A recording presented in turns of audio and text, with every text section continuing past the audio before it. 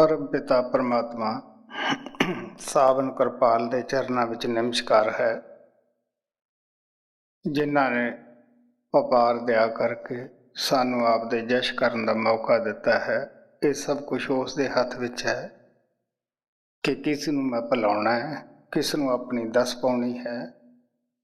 ਸਭ ਸੰਤ ਜੋ ਅੰਦਰ ਜਾ ਕੇ ਉਸ ਪ੍ਰਭੂ ਨੂੰ ਮਿਲੇ, ਉਹ ਇਹੀ ਸੰਦੇਸ਼ ਦਿੰਦੇ ਹੈ, ਸੋਈ ਭੂਲਾ ਜਿਸੇ ਭੁਲਾਏ, ਬੂਝੇ ਜਿਸੇ ਬੁਝਾਏਂਦਾ। ਗੁਰੂ ਨਾਨਕ ਕਹਿੰਦੇ ਆ, ਜੀਵ ਦੇ ਵਸ ਨਹੀਂ। ਜੀਵ ਅੰਧਾ ਹੈ, ਉਹ ਪਰਿਪੂਰਨ ਪਰਮਾਤਮਾ ਸੁਜਾਖਾ ਹੈ। ਸਾਡੀ ਤੜਫ ਦਾ, ਸਾਡੇ ਪਿਆਰ ਦਾ, ਸਾਡੀ ਲਗਨ ਦਾ ਉਹ ਸਾਡੇ ਅੰਦਰ ਹੀ ਤਰਾਜੂ ਦੀ ਤਲਾਂ ਜੋਖਦਾ ਹੈ ਕਿ ਕੀ ਇਹ ਆਤਮਾ ਮੇਰੇ ਮਿਲਣ ਵਾਸਤੇ ਤਿਆਰ ਹੈ। ਕਿਉਂਕਿ ਜੀਆ ਜੰਤ ਸਭ ਤੁਧੋ ਪਾਏ, ਜਿਤ ਜਿਤ ਪਾਣਾ ਤਿਤ ਤਿਤ ਲਾਏ। ਜਿੱਧਰ ਉਹਨੂੰ ਪਾਉਂਦਾ ਹੈ, ਵੇਖਦਾ ਹੈ, ਤੋ ਜਿਤ ਜਿਤ ਪਾਣਾ ਤਿਤ ਤਿਤ ਲਾਏ। ਜਿੱਥੇ ਜਿੱਥੇ ਉਹਦਾ ਹੁਕਮ ਹੈ, ਅਸੀਂ ਉੱਥੇ ਉੱਥੇ ਲੱਗ ਜਾਂਦੇ ਹਾਂ।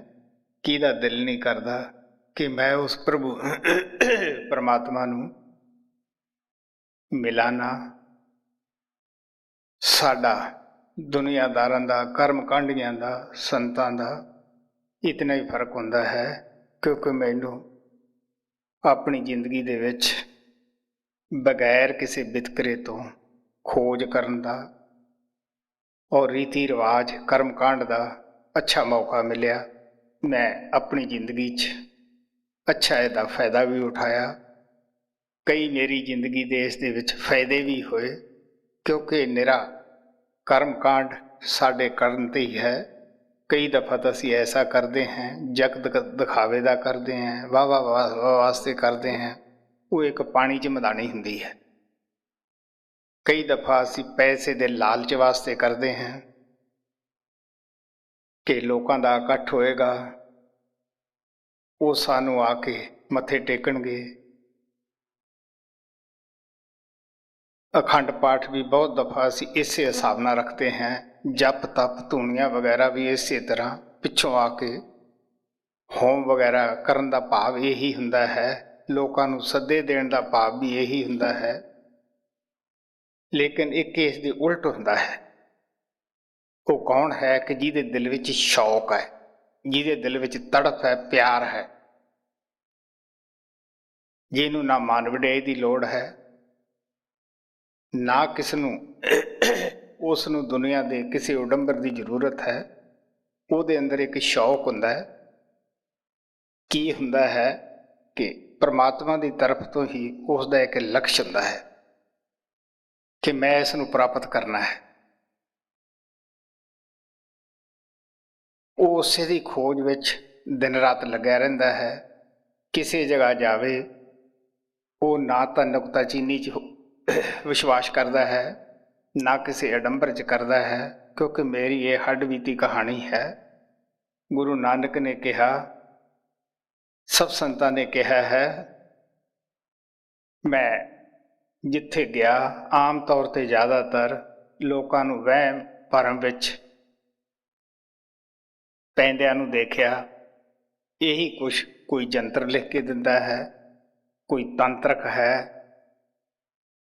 ਬੇਸ਼ੱਕ ਇਹ ਵਿਦਿਆ ਗਲਤ ਨਹੀਂ, ਅੱਛੀਆਂ ਹੁੰਦੀਆਂ ਹਨ, ਪਰ ਇਹ ਬੜੀਆਂ ਕਠਿਨ ਵਿਦਿਆ ਹੁੰਦੀਆਂ ਹਨ। ਬਹੁਤ ਥੋੜ੍ਹੇ ਆਦਮੀ ਇਸ ਵਿਦਿਆ ਦੇ ਮਾਹਰ ਹੁੰਦੇ ਹੈ। ਜਿਹੜੇ ਇਸ ਵਿਦਿਆ ਦੇ ਮਾਹਰ ਹੁੰਦੇ ਹੈ, ਉਹ ਹਕੂਮਤ ਤੋਂ ਵੀ ਉੱਪਰ ਹੁੰਦੇ ਹੈ, ਉਹ ਲਾਲਚ ਤੋਂ ਵੀ ਉੱਪਰ ਹੁੰਦੇ ਹੈ। ਮਤਾ ਦਿਲ 'ਚ ਖਿਆਲ ਹੋਵੇ ਕਿ ਲਾਲਚੀ ਆਦਮੀ ਸ਼ਾਇਦ ਇਹਨਾਂ ਰਿੱਧੀਆਂ ਸਿੱਧੀਆਂ ਤੱਕ ਪਹੁੰਚ ਜਾਵੇ, ਇਹ ਵੀ ਭੁੱਲ ਹੈ। ਹਾਂ, ਸਾਨੂੰ ਦੁਨੀਆਦਾਰਾਂ ਨੂੰ ਇਹਨਾਂ ਚੀਜ਼ਾਂ 'ਤੇ ਬੜਾ ਹੀ ਵਿਸ਼ਵਾਸ ਜ਼ਰੂਰ ਹੁੰਦਾ ਹੈ। ਲੇਕਿਨ ਜਦ ਮੈਂ ਫਿਰਦਾ ਫਿਰਦਾ ਬਾਬਾ ਬਿਸ਼ਨ ਦਾਸ ਦੇ ਚਰਨਾਂ 'ਚ ਗਿਆ, ਉਸ ਜਗ੍ਹਾ ਇਹਨਾਂ ਚੀਜ਼ਾਂ ਦਾ ਕੋਈ ਨਾਮੋ ਨਿਸ਼ਾਨ ਨਹੀਂ ਸੀਗਾ। ਉਹ ਕਹਿੰਦੇ ਹੁੰਦੇ, ਦੇਖੋ ਬਈ, ਕਿਸੇ ਟੂਣੇ ਨਾਲ ਜਾਂ ਜੰਤਰ ਨਾਲ ਜੇ ਤੁਸੀਂ ਕਹੋਗੇ ਬਈ ਕੋਈ ਰੁੱਤ ਬਦਲ ਜੇਗੀ, कि सर्दी ना आवे या गर्मी ना आवे, वो आउणगियां। साडी ਜ਼ਿਮੀਂਦਾਰਾਂ ਦੀ मोटी जी मिसाल है कि पाले और हाले ये पास ਦੀ नहीं लंघਦੇ ਗੇ, ये जरूर एक दिन आउंदे है। हाला वो है ਜਿਹੜਾ ਅਸੀਂ ਜ਼ਮੀਨ ਦਾ ਲਗਾਨ ਗੌਰਮੈਂਟ ਨੂੰ ਭਰਦੇ ਹਾਂ, वो देना ही पैंदा है। मौके ते नंबरदार ने आके वसूल करना ही करना है। अगर ਜ਼ਿਮੀਂਦਾਰ ना नुकर करता है तो उसकी ठगी वछी पुलिस नूं लिया के कुरक कर लेंदे हैं। इसे तरह जे असीं कहीए सर्दी टल जावे, पासे दी लंघ जावे, वो सियाल दी सर्दी का भी सानूं सामना करना पैंदा है। इसे तरह जिहड़े साडे कर्म है वो खुद असीं कीते है, चंगे भी असीं कीते है, माड़े भी असीं कीते है। ये बाबा बिशन दास दा वाक सी जिहड़ा मैं तुहानूं दसदा हां। वो कहंदे हुंदे भी देखो जद तुसीं इस नूं करन वाले हो ते तुहाडे तां फिर भोगेगा कौन भी। चंगे भी तुसीं भोगणे है, माड़े भी करके भी तुसीं आए हो। गुरु नानक ने भी कहा कीता पाइयो अपना ते काल बुरी क्यों कालिए। तो मेरे ऊपर इसे चीज का असर होया कि इस जगह सच्चाई है जिहड़ा महात्मा ये बात कहता है। बेशक उहदे विच जिंदगी च कई औकड़ां भी आईयां, क्योंकि ये महात्मा की मौज है कि मैं इसनूं किवें साफ करना है।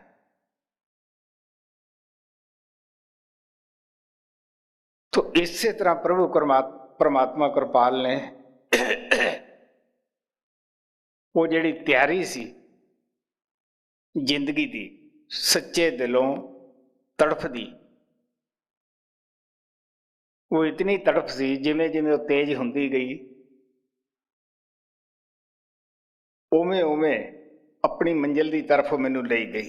बेशक उस मंजिल का अंदरों अंदरी नहीं पता सीगा कि वो मंजिल की है, कित्थे है, लेकिन अंदरों अंदरी अपने रस्ते ते उधर नूं तुर रहा सीगा। क्यों अगर ना तुरदा हुंदा ते मैं किसी ना किसी कर्मकांड दे अंदर मैनू कई बाबिਆਂ ने बड़ियां पेशकशां देह पलटाउण दियां भी कीतियां भी असीं तुहानूं बड़े आसानी नाल दस सकते हैं। कईयां ने अच्छे डेरिਆਂ ਦੇ ਵਿੱਚ चेले बनाउण दी भी कोशिश की कि देखो बड़े अच्छा है, सानू मनदे है लोग, शराब पीओ नाले पिलाओ।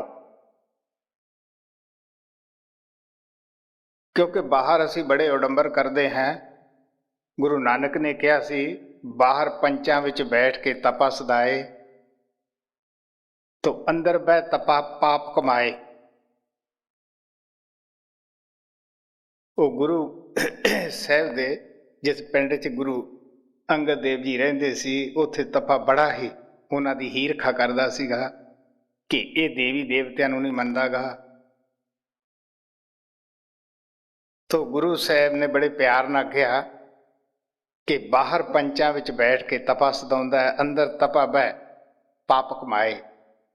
सो अंदरला ताप जिहड़ा पाप सी सो पंचां नूं उगा कड़ विखा लिया।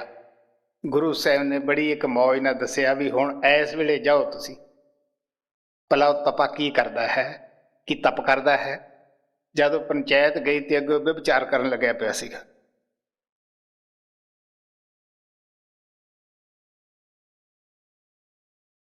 इस वास्ते गुरु गोबिंद सिंह ने कहा है, उन्हां दी लेखनी तुसीं पढ़ के देख लो। वो कहंदे पैसा पास होवे, उम्र जवान होवे, लोग मत्था टेकण वाले काफ़ी सारे होण, तो फिर ऐसे बंदे नूं ऐब तो परमात्मा ही बचा सकता है।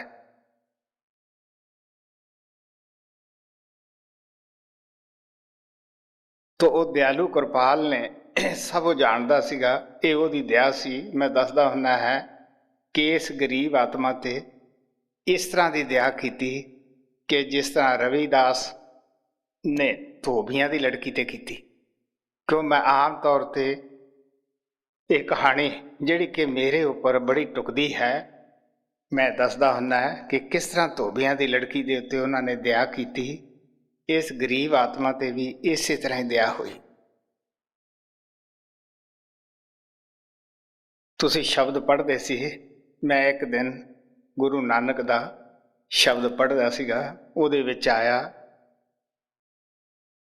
ਪਾਰ ਪਵੰਦੇ ਡਿਠ ਮੈਂ ਸਤਿਗੁਰ ਬੇੜੇ ਝਾੜ, ਕਿ ਮੈਂ ਅੱਖਾਂ ਨਾਲ ਦੇਖਿਆ ਹੈ ਗੁਰੂ ਨੂੰ ਲਈ ਜਾਂਦੇ ਨੂੰ ਆਪਣੇ ਨਾਮ ਦੇ ਵਿਹੜੇ ਵਿੱਚ ਬਿਠਾ ਕੇ।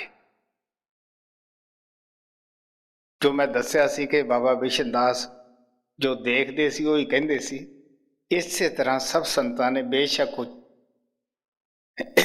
ਬ੍ਰਹਮ ਤੱਕ ਪਹੁੰਚਿਆ, ਉੱਥੋਂ ਤੱਕ ਤਾਂ ਉਹਦਾ ਰਸਤਾ ਸਹੀ ਹੈ, ਜੇ ਕੋਈ ਇਹਦੋਂ ਉੱਪਰ ਗਿਆ ਉੱਥੋਂ ਤੱਕ ਸਹੀ ਹੈ।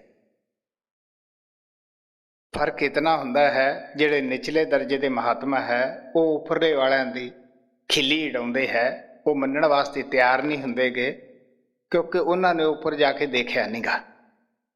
ਜਿਹੜੇ ਰੂਹਾਨੀਅਤ ਦੇ ਬਾਦਸ਼ਾਹ ਹੁੰਦੇ ਹੈ, ਜਿਨ੍ਹਾਂ ਨੂੰ ਪਰਮਾਤਮਾ ਨੇ ਨਾਮ ਰੂਪ ਬਣਾ ਕੇ ਨਾਮ ਦਾ ਤਾਜ ਦਿੱਤਾ ਹੁੰਦਾ ਹੈ, ਉਹ ਕਹਿੰਦੇ ਆ ਵੀ ਦੇਖੋ ਜਿੱਥੋਂ ਤੱਕ ਤੁਹਾਡਾ ਰਸਤਾ ਹੈ, ਜਿੱਥੋਂ ਤੱਕ ਤੁਸੀਂ ਪਹੁੰਚੇ ਹੋ ਅਸੀਂ ਸਹੀ ਮੰਨਦੇ ਹਾਂ, ਤੁਸੀਂ ਸਾਡੇ ਨਾਲੇ ਤੋਂ ਉੱਪਰ ਵੀ ਚੱਲੋ। ਅਗਰ ਫੇਰ ਗਲਤ ਹੋਵੇ ਸਾਡੇ ਨਾਲ ਜਾ ਕੇ ਤਾਂ ਫੇਰ ਤੁਸੀਂ ਜੋ ਮਰਜ਼ੀ ਕਹੋ। ਹੁਣ ਉਹ ਲੋਕ ਉੱਪਰ ਦੀ ਮਿਹਨਤ ਨਹੀਂ ਕਰਦੇ, ਉਹ ਉਸੇ ਨੂੰ ਬੇਅੰਤ ਸਭ ਕੁਝ ਕਹਿ ਕੇ ਬੈਠ ਜਾਂਦੇ ਹੈ। ਸੋ ਇਸ ਵਾਸਤੇ ਉਹ ਪ੍ਰਭੂ ਪਰਮਾਤਮਾ ਕਿਰਪਾਲ ਨੇ ਇਸ ਤਰ੍ਹਾਂ ਦੀ ਦਇਆ ਕੀਤੀ, ਕਿਉਂਕਿ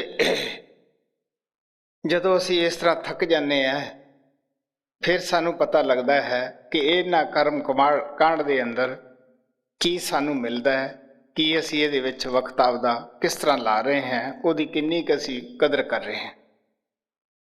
ਅਸੀਂ ਕਿਉਂ ਮਹਾਤਮਾ ਦੀ ਖੋਜ ਜਾਂਦੇ ਹਾਂ, ਕਿਉਂ ਉਹਨਾਂ ਦੇ ਜਾ ਕੇ ਅਸੀਂ ਚਰਨਾਂ ਤੇ ਮੱਥੇ ਟੇਕਦੇ ਹਾਂ। ਇਹ ਇੱਕ ਬੜੀ ਸਮਝਣ ਵਾਲੀ ਗੁੱਥੀ ਹੈ। ਗੁਰੂ ਅਰਜਨ ਦੇਵ ਜੀ ਇਹ ਸ਼ਬਦ ਦੇ ਵਿੱਚ ਇੱਕ ਖਾਸ ਜਗਿਆਸੂ ਦਾ ਦੱਸਣਗੇ, ਜੋ ਤੁਹਾਡੇ ਅੱਗੇ ਮੈਂ ਰੱਖਦਾ ਹਾਂ। ਥੋੜ੍ਹੀਆਂ ਜਿਹੀਆਂ ਲਾਈਨਾਂ ਹਨ, ਕਿਉਂਕਿ ਜਦੋਂ ਅਸੀਂ ਥੱਕ ਜਾਂਦੇ ਹਾਂ, ਚੂਰ ਹੋ ਜਾਂਦੇ ਹਾਂ, ਉਹ ਪ੍ਰਭੂ ਸਾਨੂੰ ਐਸੇ ਮਾਲਕ ਦੇ ਪਿਆਰਿਆਂ ਕੋਲੇ ਵੀ ਲਿਆਉਂਦਾ ਹੈ। ਉੱਥੇ ਅਸੀਂ ਆ ਕੇ ਆਪਦਾ ਦਿਲ ਖੋਲ੍ਹਦੇ ਹਾਂ ਕਿ ਅਸੀਂ ਕੀ ਹਾਂ, ਅਸੀਂ ਕੀ ਜ਼ਿੰਦਗੀ ਦੇ ਵਿੱਚ ਕੀਤਾ, ਕੀ ਅਸੀਂ ਪਾਪ ਕੀਤੇ, ਕੀ ਅਸੀਂ ਪੁੰਨ ਕੀਤੇ, ਕੀ ਅਸੀਂ ਜਪ ਤਪ ਕੀਤੇ, ਸਾਡੇ ਕੀ ਪੱਲੇ ਪਿਆ। ਉਹ ਸਾਡੇ ਤਰ੍ਹਾਂ ਹੀ ਨਹੀਂ ਜੋ ਸੰਤਾਂ ਦੇ ਚਰਨਾਂ ਵਿੱਚ ਆਉਂਦੇ ਹੈ ਕਿ ਜੀ ਮੇਰਾ ਬੱਚਾ ਨਹੀਂ ਰਾਤ ਨੂੰ ਮੈਨੂੰ ਸੌਣ ਦਿੰਦਾ ਗਾ, ਤੁਸੀਂ ਇਹਨੂੰ ਭਰਾਓ। ਹੁਣ ਤੁਸੀਂ ਦੱਸੋ ਵੀ ਕੋਈ ਕਿੰਨਿਆਂ ਕੁ ਦਾ ਸੰਤ ਜਾ ਕੇ ਖੁਡਾਵਾ ਲੱਗੇਗਾ। ਜੇ ਬੱਚਾ ਨਹੀਂ ਤਦ ਸੰਤਾਂ ਨੂੰ ਹਜ਼ਾਰਾਂ ਤਾਨੇ ਮਿਹਣੇ। ਇੱਕ ਲੜਕੀ ਨੇ ਮੈਂ ਅੱਖਾਂ ਨਾਲ ਦੇਖਿਆ, ਮਹਾਰਾਜ ਸਾਵਣ ਸਿੰਘ ਨੂੰ ਕਹਿਣ ਲੱਗੀ ਕਿ ਜੀ ਮੇਰਾ ਤੇਰੇ ਤੇ ਭਰੋਸਾ ਨਹੀਂ ਰਿਹਾ, ਕਿਉਂਕਿ ਮੈਂ ਕਹਿੰਦੀ ਸੀ ਵੀ ਲੜਕਾ ਹੋਵੇ ਤੇ ਹੋ ਗਈ ਲੜਕੀ। ਹੁਣ ਤੁਸੀਂ ਦੱਸੋ ਵੀ ਸੰਤਾਂ ਦਾ ਇਹਦੇ ਵਿੱਚ ਕੀ ਕਸੂਰ ਹੈ ਕਿ ਹੈ ਕੋਈ? ਇਹ ਤਾਂ ਪ੍ਰਭੂ ਪਰਮਾਤਮਾ ਨੇ ਹੈ। ਇਹੋ ਜਿਹੇ ਬੰਦਿਆਂ ਨੂੰ ਫਿਰ ਪਰਮਾਤਮਾ ਕਿਵੇਂ ਬੂਹਾ ਖੋਲੇਗਾ? ਮੇਰੇ ਕੋਲੇ ਵੀ ਇੱਕ ਮੇਰਾ ਦੋਸਤ ਹੈ, ਇੱਥੇ ਸਤਸੰਗ 'ਚ ਹੀ ਹੈ, ਉਹ ਰੋਜ਼ ਦਰਸ਼ਨਾਂ ਨੂੰ ਆਇਆ ਕਰੇ। ਉਨੀ ਦਿਨੀ ਮੈਂ ਇੱਥੇ ਅਭਿਆਸ ਕਰਦਾ ਹੁੰਦਾ ਸੀਗਾ। ਉਹ ਉਹਦੀ ਧਰਮ ਪਤਨੀ ਹਰ ਰੋਜ਼ ਆਇਆ ਕਰੇ, ਕਿਉਂਕਿ ਉਹਨਾਂ ਦੀ ਨੂੰਹ ਨੂੰ, ਬਹੂ ਨੂੰ ਬੱਚਾ ਹੋਣ ਵਾਲਾ ਸੀਗਾ। ਉਹਨਾਂ ਦੀ ਆਸ ਕਿ ਮੁੰਡਾ ਹੋਵੇ। ਮਾਲਕ ਦੀ ਮੌਜ, ਉਹ ਘਰੇ ਲੜਕੀ ਹੋ ਗਈ। ਉਹਨਾਂ ਨੇ ਮੇਰੇ ਕੋਲੇ ਆਉਣਾ ਜਾਣਾ ਬੰਦ ਕਰਤਾ। ਦੂਜੇ ਚੌਥੇ ਦਿਨ ਕਿਤੇ ਮੈਨੂੰ ਮਿਲੇ, ਕਿਉਂਕਿ ਉਹਨਾਂ ਦਾ ਖੇਤ ਵਿੱਚ ਆਉਣ ਜਾਣ ਕਾਫੀ ਸੀਗਾ। ਮਿਲੇ, ਮੈਂ ਉਹਨਾਂ ਨੂੰ ਕਿਹਾ, ਮੈਂ ਆਖਿਆ ਵੀ ਦੱਸੋ ਇਹਦੇ ਵਿੱਚ ਮੇਰਾ ਕੀ ਕਸੂਰ ਹੈ? ਮੁੰਡਾ ਜਾਂ ਕੁੜੀ ਬਣਾਉਣੀ ਹੈ ਉਹ ਪ੍ਰਭੂ ਪਰਮਾਤਮਾ ਨੇ ਬਣਾਉਣੀ ਹੈ। फिर तुसी ये दसो भी थानू की इल्म है कि मुंडा सुख देवेगा या दुख देवेगा, या कुड़ी सुख देवेगी या दुख देवेगी। जदों सानू पता ही नहीं गा तो असी क्यों किसी दे वास्ते बुरा तकते हैं? क्यों भाई? पंजाब का वाकया है, उन्होंने दिनों च निर्मल सिंह पाठी हुंदा सी मेरा, असी पंजाब च सत्संग दिता। वो महाराज सावण सिंह का नाम लेवा सीगा। उन्होंने दे काफ़ी जायदाद सी, कोई लड़का ना होया, लड़कियां सी 3। महाराज नूं काफ़ी कहा उन्होंने, देखो जी ये तो दिल की जिहड़ी अग है थानू बुझाउणी पेगी। महाराज कहंदे देख भी प्यारिया, उसका नाम बलवीर सिंह सीगा, भी देख तैनू की इल्म है भी ये सुख है या दुख है? तू मालक दे भाणे च रह। सिख वही है जिहड़ा गुरु दे भाणे विच रहे, ते गुरु वही है जिहड़ा मालक दे भाणे विच रहे। गुरु आप भाणा मन के नमूना बन के वो सानू भाणे च रहना दसदा है। जैसा कि महाराज सावण सिंह का जवान लड़का उबर सिर लग्या होया शरीर छड्ड गया। वो दसदे हुंदे कि डेरे विच बीबी रुको रहिंदी सी कि मैं डेरे च लगया ते वो मैनू मजबूर करेगी भी तुसी इस नूं रखो, ते मेरी गुरमुखता दे विच फर्क आएगा। थानू पता है कि गुरु 6वें पातशाह के लड़के ने बाबे अटल ने मुर्दा जिंदा किया, तो गुरु साहब ने कहा बई देख प्यारिया, एक कुदरत के खिलाफ जो काम किया है यदा मुल या तू चुका या मैं चुकाना है। गुरु 6वें पातशाह के 2 साहिबजादियां ने अपनी जान, जिहड़ा किसी ने जवा सकता है वो मर्जी ना शरीर भी छड्ड सकता है। बाबा गुरदित्ता उन्हें मूई गऊ जवाई सी, ते बाबे अटल ने एक लड़का जिंदा किया सीगा, और दोनों ने इस तरह शरीर छड्डिया। क्योंकि संत जिहड़े आउंदे है वो मालक दे प्यारे बच्चे बन के आउंदे है। जे प्यारा बच्चा ही पिता का कहना ना मनेगा तो होर कौन मनेगा बई? लड़का वही है जो पिता का कहेकार है। जे मूहरों वो हजारां टुचरा करता है, वो किवें लड़का बन सकता है? इस तरह महाराज ने कहा सावण ने कि जदों लड़का मेरा शरीर छड्ड गया, मैं आपदे दिल नूं फरोल के देखिया सीगा, ना कोई गमी सी ते ना कोई खुशी सी। कहंदे हुंदे इह किहदी ताकत सी? बाबा जयमल सिंह दी। इस तरह महाराज कृपाल की जिंदगी का वाकया सी कि ना उन्होंने गमी आई लड़के के चोले ते ना उन्होंने खुशी आई। उन्हों की इसे ही दृढ़ता देख के राजा राम सराफ महाराज सावण के चरणों में आया सी। हालांकि आर्या समाजी सी, आर्या समाजियों का भी प्रेजिडेंट सीगा। उन्हें कहा भी इस नूं कोई पूरा गुरु मिलिया है जिहड़ा इस बंदे का दिल नहीं डोलिया। तो मेरा दसन का भाव सी भी एक इस किस्म के आदमी आउंदे है संतां कोले आके ऐसियां गल्लां करते हैं। ऐसे लोगों ने की आके संतां कोले खटना है? वो जैसे आए वैसे गए। एक वो सच्चे जिग्यासु आउंदे है जिहड़े अपनी दिल की पीड़, दिल की गहराई, आत्मा बारे गल करते हैं, जिन्हों यह हुंदा है कि हुण इस मौके तो जे फायदा उठ खड़े, किवें ना किवें मालक साडे ते रहम करे।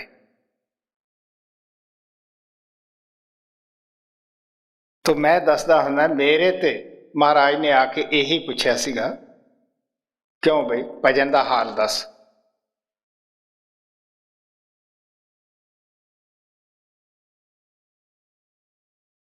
क्योंकि अमली जिहड़ा है वो नशे की गल करता है, क्यों भी तेरे को कमी तो नहीं कोई।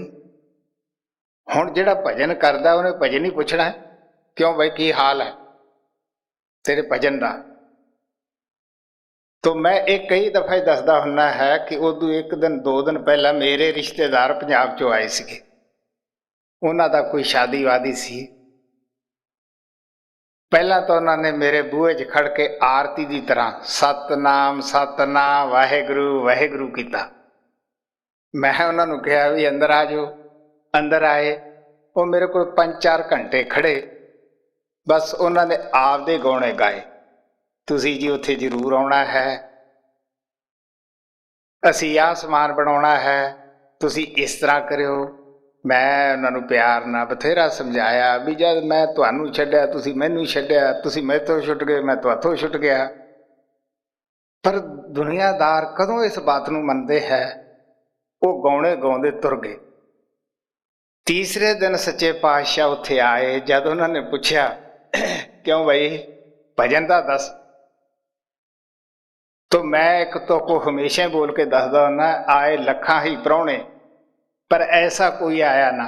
मेरी जिंदगी का पहला ही वाकया सी भजन का पुछण वाला। तो आए लखा ही प्राहुणे पर ऐसा कोई आया ना। आपो आप सब दसी किसे भजन कराया ना। ते गाउंदे तुर गए आपदे गौणे, ते भाग जागे साडे वीर नो साडे आए ने संत प्राहुणे। जेड़ा मिलिया जिंदगी च आपदे गौणे गाउंदा चलिया गया। तो भजन का हाल इको ही आया जिंदगी च पुछण वास्ते, क्यों भाई दस।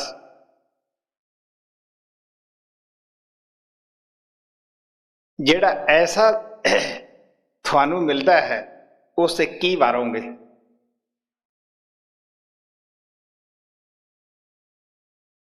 सत्संग लग्या, एक लड़की उठी महाराज सावण नू कहण लगी कि जी मेरी दादी गुजर गई ते तुसी संभाल कीती। महाराज कहंदे अनेकां दादियां गुजरदियां है, बाबा जैमल सिंह आउंदे है, वो संभाल कर लेंदे है। क्योंकि गुरमुख उही है जेड़ा आपदे गुरु की वडियाई दे करे। उन्होंने पता है कि मेरे विच भी उही काम करता है। जो वह रूप ही हो गया वो उसे का नाम लेगा बई जिहदा रूप होया। तो मस्ताना बलोचिस्तानी ਉਹਦੇ ਕੋਲ 2 बोरियां हड्डियां ਦੀਆਂ ਸੀਗੀਆਂ। ਉਹ ਭਰੀਆਂ ਅੱਗੇ ਕੀਤੀਆਂ। ਕਹਿੰਦਾ ਸੱਚੇ ਪਾਤਸ਼ਾਹ ਹਾਈਏ ਦੀ ਬਿਮਾਰੀ ਪਈ ਹੋਈ ਸੀ ਬਲੋਚਿਸਤਾਨ ਦੇ ਅੰਦਰ। ਇਹ ਸਾਰੇ ਪ੍ਰੇਮੀ ਬੋਲੇ ਕਿ ਸਾਵਣ ਸ਼ਾਹ ਆਇਆ ਹੈ, ਅਸੀਂ ਜਾਣੇ हैं। ਇਹਨਾਂ ਦੀ ਸੰਭਾਲ ਤਾਂ खुद ਕੀਤੀ। तो महाराज हस के कहने लगे अच्छा भी मस्ताना तू बहादुर है। उन्हें फिर पूछा कि जे शब्द का रस आ जाए तो गुरु दे उत्तों दी शिशकी बारे।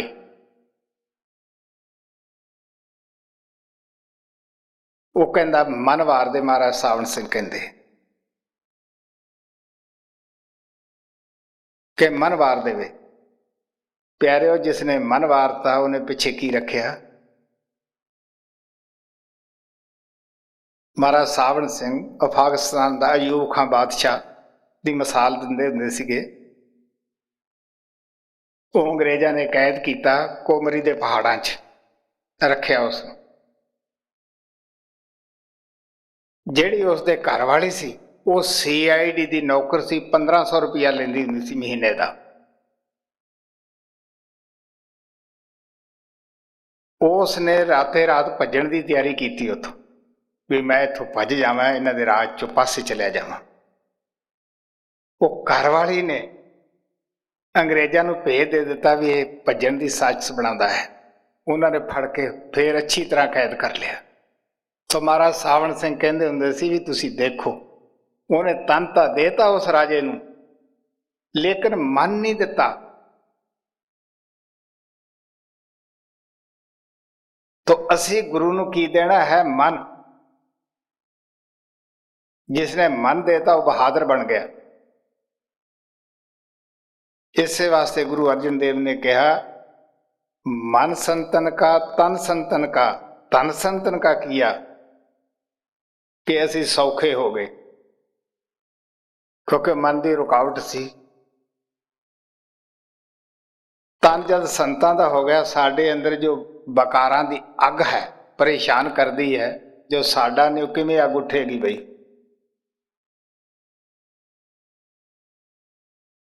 तो इस वास्ते जिहड़ा सच्चा जिग्यासु है वो जद गुरु के चरणों च जाता है, वो उस दे नाल गल ही वो करता है, गुरु भी उहदे नाल उसी गल ही करता है।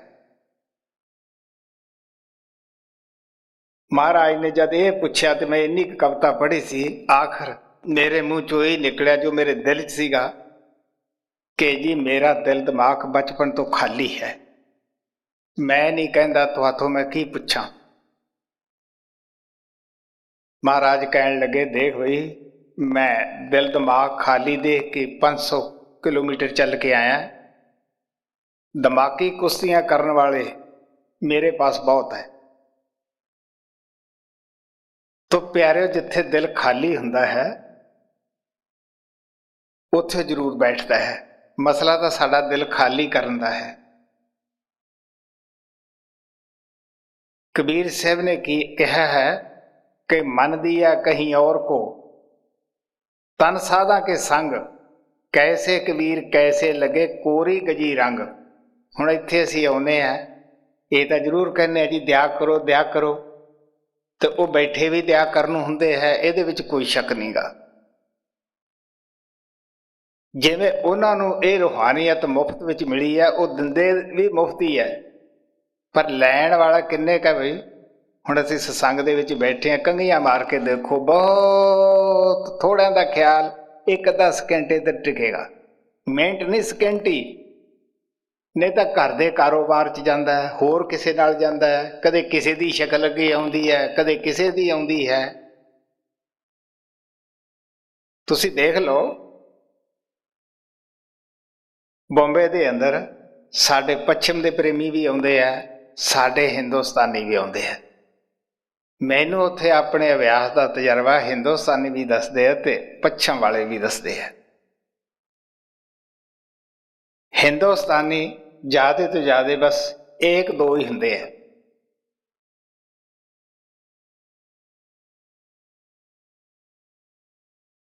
तो पश्चिम के प्रेमी जे ज़्यादा नहीं तो पौना क ग्रुप तो हुंदा ही है। कई कई तो प्रेमी इन्ना उच्चा तजर्बा दसदे है कि दिल कई दिन मेरा खुश रहिंदा है, ते जिद्दे आउंदे है उहदे चुटकियां वजाउंदे है कि जी खाली आए हैं।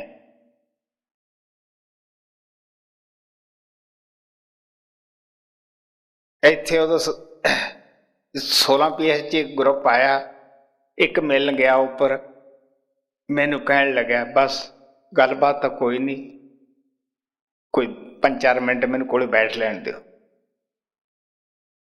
जो तुरया सी बड़े सवाल सीगे। तो प्यारिओ जिन्हां ने खटना हुंदा है पहलां वो जगह बनाउंदे है। जगह असीं तां ही बनावांगे उत्थों असीं उस बहारी नाल सिमरन दी नाल वो जगह नूं साफ करांगे। ऐसे जिग्यासू बेशक पहला संत ना मिले होण, जिद्दे वो मिलते है आप दा तजर्बा जरूर दसते हैं कि असी जिंदगी च की कीता, सानू वो चो की मिलिया की ना मिलिया। तो एक ऐसा ही शब्द है, थोड़ियां जी लाइनां है। कोई जिग्यासू गुरु अर्जन देव जी महाराज कोले आया, वो कहन लगा देखो बई, मैं जो भी संसार दे विच ग्रंथ हन, 27 सिमरतियाँ, खट शास्त्र, 4 वेद, मैं सब कुछ पढ़ ले है।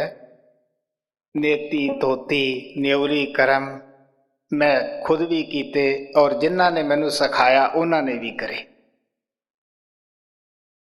ना उन्होंने शांति आई, ना मैनू इस चो कुछ प्राप्त होया है। मैं थोड़ी शोभा सुन के थोड़े पास आया कि थोड़े पास भी कोई है ऐसा कर्म, कोई साधन जिहड़ा मैनू सिखाओ जिहदे नाल मैनू शांति आवे।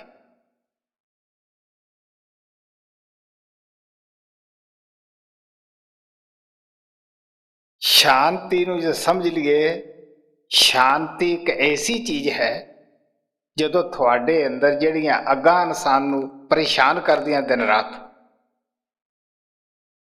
ਪਿਆਰਿਓ, ਗਿਣੀਆਂ ਨਹੀਂ ਜਾਂਦੀਆਂ ਗਈਆਂ। ਮੋਟੀਆਂ ਜਿਹੀਆਂ ਗੱਲਾਂ ਸੰਤਾਂ ਨੇ ਗਿਣਿਆ ਹੈ ਕਿ 5 ਡਾਕੂ ਕਹਿ ਦਿੱਤੇ, 27 25 ਪ੍ਰਕਿਰਤੀਆਂ, ਯਾਨੀ ਇਹਨਾਂ ਦੀਆਂ ਤਾਰਾਂ, ਇਹਨਾਂ ਦੀਆਂ ਆਸ਼ਾਂ ਅੱਗੇ। ਜਿਵੇਂ ਬੜੀ ਫੌਜ ਹੈ, ਅਫਸਰ ਹੈ, ਉਹਨਾਂ ਦੇ ਅੱਗੇ ਛੋਟੇ ਛੋਟੇ ਅਹੁਦਿਆਂ ਵਾਲੇ ਹੋਰ ਅਫਸਰ ਹੈ, ਸਿਪਾਹੀ ਹੈ, ਰੰਗਰੂਟ ਹੈ, ਝਾੜੂ ਦੇਣ ਵਾਲੇ ਹੈ, ਕਿਤਨਾ ਮਹਿਕਮਾ ਹੈ। ਤੇ ਇਹ ਸਾਰਾ ਹੀ ਮਹਿਕਮਾ ਸਾਡੇ ਅੰਦਰ ਵੀ ਹੈ।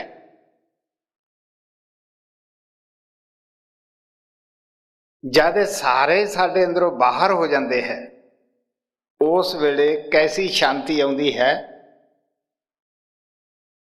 ਕਿ ਜੇ ਅਸੀਂ ਗਰੀਬ ਹਾਂ ਤਾਂ ਉਹ 'ਚ ਵੀ ਖੁਸ਼ ਹੈ, ਜੇ ਅਸੀਂ ਅਮੀਰ ਹਾਂ ਤਦ ਵੀ ਅਸੀਂ ਉਹੋ ਜਿਹੇ ਹੀ ਰਵਾਂਗੇ। ਨਾ ਸਾਡੇ ਤੇ ਆਏ ਦੀ ਖੁਸ਼ੀ ਨਹੀਂ, ਗਏ ਦੀ ਗਮੀ ਨਹੀਂ। ਐਸਾ ਬਣਨਾ ਬੜਾ ਹੀ ਔਖਾ ਹੈ, ਬੜਾ ਹੀ ਮੁਸ਼ਕਿਲ ਹੈ। ਤੋ ਐਸੇ ਜਗਿਆਸੂ ਨੂੰ ਗੁਰੂ ਅਰਜਨ ਦੇਵ ਜੀ ਮਹਾਰਾਜ ਬੜੇ ਪਿਆਰ ਨਾਲ ਕਹਿੰਦੇ ਆ, ਦੇਖ ਪਿਆਰਿਆ, ਅਸੀਂ ਵੀ ਸਾਧਨ ਕਾਫੀ ਕਰੇ, ਕਿਉਂਕਿ ਸੰਤਾਂ ਦੀ ਹਿਸਟਰੀ ਕੋਈ ਇੱਕ ਜਨਮ ਦੀ ਨਹੀਂ ਹੁੰਦੀ ਗੀ। ਉਹਨਾਂ ਦਾ ਬੈਕਗਰਾਉਂਡ ਬੜਾ ਹੀ ਤਕੜਾ ਹੁੰਦਾ ਹੈ। ਜੈਸੇ ਮੈਂ ਆਪਣੇ ਮੁਤਲਕ ਦੱਸਿਆ ਕਿ ਬਾਬਾ ਬਿਸ਼ਨ ਦਾਸ ਨੂੰ ਬੜੀ ਅੰਤਰਜਾਮਤਾ ਸੀ। ਉਹਨੇ ਕਿਸ ਤਰ੍ਹਾਂ ਮੇਰੇ ਇੱਕ ਜਨਮ ਦਾ ਧੂੰਆਂ ਕੱਢ ਕੇ ਦਿਖਾਤਾ, ਹੱਡੀਆਂ ਕੱਢ ਕੇ ਦਿਖਾਤੀਆਂ। ਫਿਰ ਇਹ ਵੀ ਕਿਹਾ ਕਿ ਤੇਰੇ ਉਹ ਮਾਤਾ ਪਿਤਾ ਜਿਉਂਦੇ ਹੈ। ਮਲਾਵਾ ਮੈਂ ਰੋ ਪਿਆ। ਮੈਂ ਕਿਹਾ ਆਹ ਹੀ ਮੈਥੋਂ ਖੁਸ਼ ਨਹੀਂ ਹੋਏ ਤਾਂ ਉਹਨਾਂ ਦਾ ਪਿਆਰ ਜਾਗਿਆ ਤੇ ਮੈਂ ਕੀ ਕਰੂੰਗਾ। ਮਹਾਰਾਜ ਸਾਵਣ ਸਿੰਘ ਕਹਿੰਦੇ ਹੁੰਦੇ ਸੀਗੇ ਵੀ ਜੀਵ ਜ਼ਿਆਦੇ ਦੂਰ ਨਹੀਂ ਜਾਂਦਾਗਾ, ਉਸ ਘਰ 'ਚ ਹੀ ਕੁਛ ਨਾ ਕੁਛ ਬਣ ਕੇ ਆ ਜਾਂਦਾ ਹੈ। ਸਿਰਫ ਪਤਾ ਨਹੀਂ ਹੁੰਦਾਗਾ ਕਿ ਪਹਿਲਾਂ ਸਾਡਾ ਕੀ ਸੀ, ਅੱਜ ਸਾਡਾ ਕੀ ਹੈ। ਸੋ ਪਿਆਰਿਓ, ਐਸੇ ਜਦੋਂ ਜਗਿਆਸੂ ਆਉਂਦੇ ਹੈ, ਗੁਰੂਆਂ ਦੇ ਅੱਗੇ ਦੱਸਦੇ ਹੈ, ਗੁਰੂ ਫਿਰ ਆਪਣਾ ਤਜਰਬਾ ਦੱਸਦੇ ਹੈ। ਗੁਰੂ ਅਰਜਨ ਦੇਵ ਜੀ ਇਹ ਸ਼ਬਦ ਦੱਸਣਗੇ ਕਿ ਕਿਸ ਤਰ੍ਹਾਂ ਬਈ ਮੈਨੂੰ ਸਾਧੂ ਮਿਲਿਆ। ਗੁਰੂ ਰਾਮਦਾਸ, ਬੇਸ਼ੱਕ ਉਹ ਉਹਨਾਂ ਦੇ ਘਰੇ ਪੈਦਾ ਹੋਏ ਸੀਗੇ, ਪਰ ਇਹ ਤਾਂ ਹੁਣ ਆਪੋ ਆਪਣਾ ਖਿਆਲ ਹੈ। ਤੁਸੀਂ ਇਹ ਸ਼ਬਦ ਦੇ ਵਿੱਚ ਜਿਹੜਾ ਰੇਣੂ ਮੋਤੀਆ ਪੜ੍ਹਦੀਆਂ ਸਨ, ਉਹਦੇ ਵਿੱਚ ਸੁਣਿਆ ਹੀ ਹੈ ਕਿ ਉਹ ਹਰ ਨਜ਼ਰ ਨੇ ਦੇਖਾ, ਪਰ ਆਪੋ ਆਪਣੇ ਸੀ ਖਿਆਲ ਨਾਲ ਦੇਖਿਆ। ਜਿਸ ਨੇ ਸ਼ਰਧਾ ਪਿਆਰ ਨਾਲ ਦੇਖਿਆ ਉਹ ਉਸੇ ਦਾ ਹੀ ਹੋ ਗਿਆ। ਉਹ ਕਹਿ ਉੱਠਿਆ, ਤੂੰ ਮੇਰਾ ਪਿਤਾ, ਤੂੰ ਹੈ ਮੇਰਾ ਮਾਤਾ, ਤੂੰ ਮੇਰਾ ਬੰਧਪ, ਤੂੰ ਮੇਰਾ ਭਰਾਤਾ, ਤੂੰ ਮੇਰਾ ਰੱਖਾ ਸਭਨੀ ਥਾਈ, ਤਾਂ ਪਉ ਕਿਹਾ ਕਾੜਾ ਜੀਓ। ਉਹ ਆਪਣੇ ਆਪ ਹੀ ਉਹਦੀ ਆਤਮਾ ਪੁਕਾਰ ਕੇ ਕਹਿ ਦਿੰਦੀ ਹੈ। ਦੇਖਣ ਦੇਖਣ ਦੀ ਆਪੋ ਆਪਣੀ ਨਜ਼ਰ ਹੈ। ਗੁਰੂ ਨਾਨਕ ਨੇ ਵੀ ਕਿਹਾ, ਜਾਂ ਕੀ ਹੋਏ ਭਾਵਨਾ ਜੈਸੀ, ਹਰ ਮੂਰਤ ਦੇਖੀ ਤਨ ਤੈਸੀ, ਜੈਸਾ ਖਿਆਲ ਲੈ ਕੇ। ਮੈਂ ਹੁਣ ਸਾਂਪਲੇ ਗਰੁੱਪ ਆਇਆ ਸੀਗਾ, ਉੱਥੇ ਇੱਕ ਸਵਾਲ ਇਸ ਕਿਸਮ ਦਾ ਆਇਆ ਕਿ ਜਿਸ ਦਿਨ ਗੁਰੂ ਨਾਮ ਦਿੰਦਾ ਹੈ, ਸ਼ਿਸ਼ ਅੰਦਰ ਬੜੀ ਲਗਨ ਹੁੰਦੀ ਹੈ। ਉਹ ਹੌਲੀ ਹੌਲੀ ਜਿਹੜੀ ਲਗਨ ਹੈ ਸ਼ਿਸ਼ ਦੀ ਕਮ ਹੋ ਜਾਂਦੀ ਹੈ। ਕਿ ਗੁਰੂ ਦੇ ਪਿਆਰ ਵਿੱਚ ਕਮੀ ਆਉਂਦੀ ਹੈ ਜਾਂ ਸ਼ਿਸ਼ ਦੇ ਵਿੱਚ ਕਮੀ ਆਉਂਦੀ ਹੈ। ਤਾਂ ਦੂਸਰੇ ਸਵਾਲ ਕਰਨ ਦੀ ਗੁੰਜਾਇਸ਼ ਨਹੀਂ ਸੀ। ਮੈਂ ਇਸੇ ਸਵਾਲ ਦੇ ਉੱਤੇ ਇਸੇ ਕੜੀ ਤੇ ਪੂਰਾ 1 ਘੰਟਾ ਲਾਇਆ ਵੀ ਜਿਨ੍ਹਾਂ ਦਾ ਇਹ ਪ੍ਰੀਤ ਪਹਿਲੇ ਦਿਨ ਜੈਸੀ ਲੱਗੀ ਹੁੰਦੀ ਹੈ, ਅਗਰ ਐਸੀ ਨਿਭ ਜਾਂਦੀ ਹੈ, ਸਾਰੀ ਜ਼ਿੰਦਗੀ ਕੋਈ ਫਰਕ ਨਾ ਆਵੇ, ਤਾਂ ਆਪ ਨੂੰ ਤਰਨਾ ਤਾਂ ਕੀ ਔਖਾ ਹੈ, ਕਰੋੜਾਂ ਜੀਵਾਂ ਨੂੰ ਹੋਰ ਵੀ ਉਹ ਤਾਰ ਜਾਂਦਾ ਹੈ। ਜੈਸੀ ਲੋ ਪਹਿਲੇ ਲੱਗੀ ਤੈਸੀ ਨਿਭ ਹੈ ਓੜ, ਆਪਣੀ ਦੇਹ ਦੀ ਕਿਆ ਗਤ, ਤਾਰੇ ਪੁਰਸ਼ ਕਰੋੜ। लेकिन असी क्यों ढिले हो जाते हैं? गुरु कुछ सानू हदायतां दसदा है, आपां डॉक्टर बीमार है, डॉक्टर कोले जाने हैं, डॉक्टर दवाई दिंदा है, साडी बीमारी दसदा है, फिर कुछ परहेज दसदा है, बई इस नूं अगर तुसी टपोगे ते तुसी ठीक नहीं होवोगे। असी अपनी बहुत दफा सफाई पेश करते हैं, हालांकि वो ऐब असी कीता हुंदा है।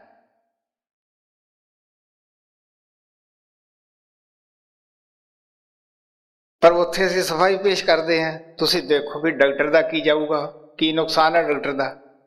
नुकसान तो साडा एक तो असी झूठ बोलिया बद परहेजी करके, दूसरा साडी सेहत ना ठीक हुई। इसे तरह जो असी संतां दे पास भी जाने हैं, जदों नाम दिंदे है, सत्संग दे विच भी बहुत सारियां हदायतां करते हैं, जद नाम दिंदे आ उदों भी खास हदायतां करते हैं बई इन्हां दी उलंघना ना करो। जिवें सीता की कहानी है, तुसी रामायण अंदर पढ़ते हो, बड़े लंबे चौड़े उन्हां दे प्रसंग प्रेमियां ने लिखे हुए है। जदों बनवास के अंदर श्री रामचंद्र जी गए, अपनी कुटिया बना के रहन लगे, तो रावण ने एक इस किस्म का छल बना के सोने का हरन बन के कोल दी लंघ चले।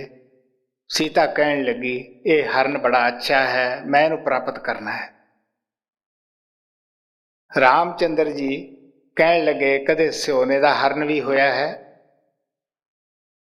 तैनू भुलेखा है, ये कोई छल है। वो कहती नहीं, मैं इनू प्राप्त करना है, छल नहीं। खैर उन्हां दा साथी सी, धर्मपत्नी सी, वो जानते हुए भी वो हिरन दे मगर गए। जानते हुए लक्ष्मण नूं कहन लगे, तू अपनी माता दे पास रहना है, इनू छड्ड के इकल्लिया नहीं जाना। जद काफी टाइम होया, सीता ने कहा भी तू आपदे भरा दा वीर दा पता कर। वो कहन लग्या, मैनू हुक्म दे के गए है बई तू साडे आउंदियां तक जाना नहींगा। तो सीता ने कई उन्होंने अपवचन बोले कि तू क्यों नहीं जाता गा, तेरा दिल ठीक नहीं गा। लक्ष्मण सहार ना सकिया, उसने एक लकीर खिंचती, कहता देखो तुसी ये लकीर है जिहड़ी, इस नूं नहीं टपना। इतने नूं अकलियां देख के तो रावण ने योगी बन के साधु का रूप धार के अलख जगाई। वो कहन लगी, अंदर आके पिछा लो। वो कहता बद्धी पिछा नहीं लेंदा, बाहर आके पा। सीता ने लकीर टप्पी तो अगे तुसी किस्से सारे ही जानते हो लकीर टप्पण की होया। तो संत कहते हैं, जे सीता लकीर ना टपदी ते क्यों रावण लै जांदा? रस्ता छोड़ करसते हुए ताइयों धक्के खांदा। असी की है कि गुरु की दसी हुई लकीर टप जाने प्यारे हो। जो लकीर उसने कढ़ी है असी उसनूं टप जाने हैं।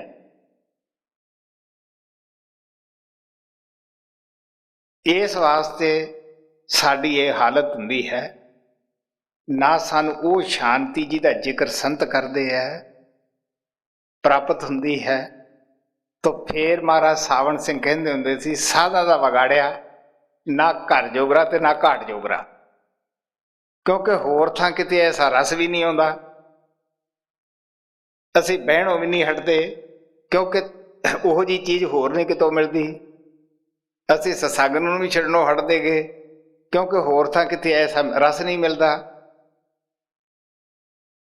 पर संत कहते हैं फिर भी जिवें सीता पछताई सी लकीर टप के, अगर असी लकीरां तोड़ के भी पछतावा रखीए दिल विच तो प्यारिओ फिर भी रहम हुंदा उहनूं, वो मालक नूं। ਜਿਵੇਂ ਗੁਰੂ ਗੋਬਿੰਦ ਸਿੰਘ ਦੇ ਜਦੋਂ ਦਮਦਮੇ ਸਾਬੋ ਤਲਵੰਡੀ ਕੀ ਆਏ, ਉਸ ਵੇਲੇ 10 ਪਹਿਰੇਦਾਰ ਰਾਤ ਨੂੰ ਉਹਨਾਂ ਦੇ ਚਫੇਰੇ ਹੁੰਦੇ ਸੀਗੇ, ਗਾਰਡ, ਕਿਉਂਕਿ ਉਹ ਜਵਾਨਾ ਐਸਾ ਹੀ ਸੀਗਾ, ਬੜਾ ਸਖਤ ਜਵਾਨਾ ਸੀਗਾ। ਉਹਨਾਂ ਦੇ ਮਗਰ ਵਿਰੋਧੀ ਲੋਕ ਭਾਲ 'ਚ ਫਿਰਦੇ ਸੀ।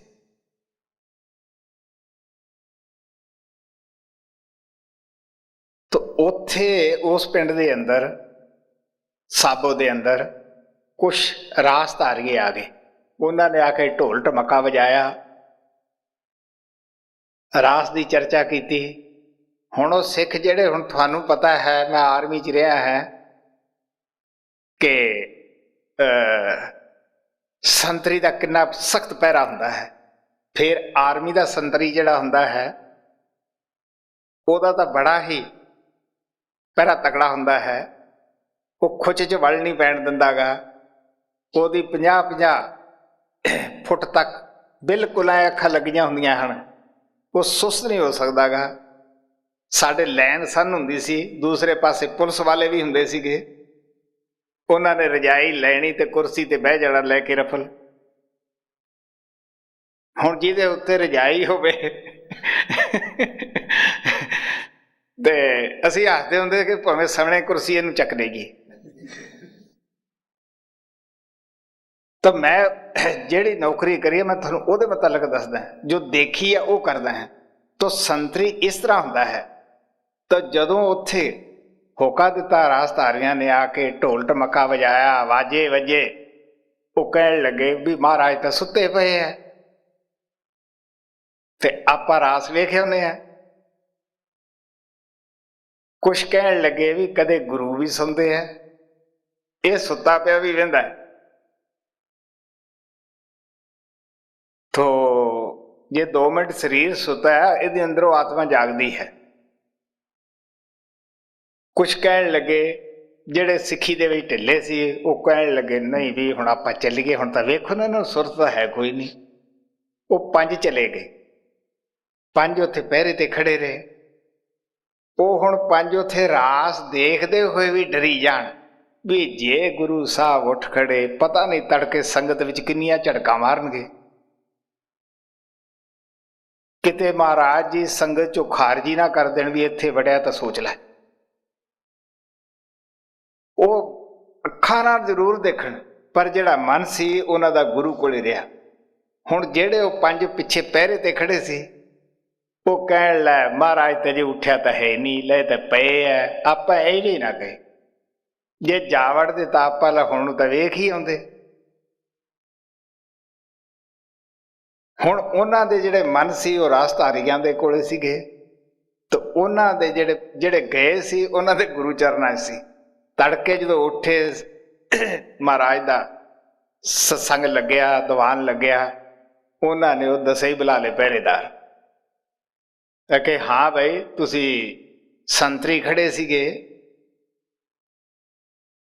ਅਗੇ ਜੀ ਸਾਡਾ ਮਨ ਨਾ, ਉਹ ਜਿਹੜੇ 5 ਸੀਗੇ ਉਹ ਬੋਲੇ ਬਈ ਸਾਨੂੰ ਮੱਲੋ ਮੱਲੀ ਲੈ ਗਿਆ।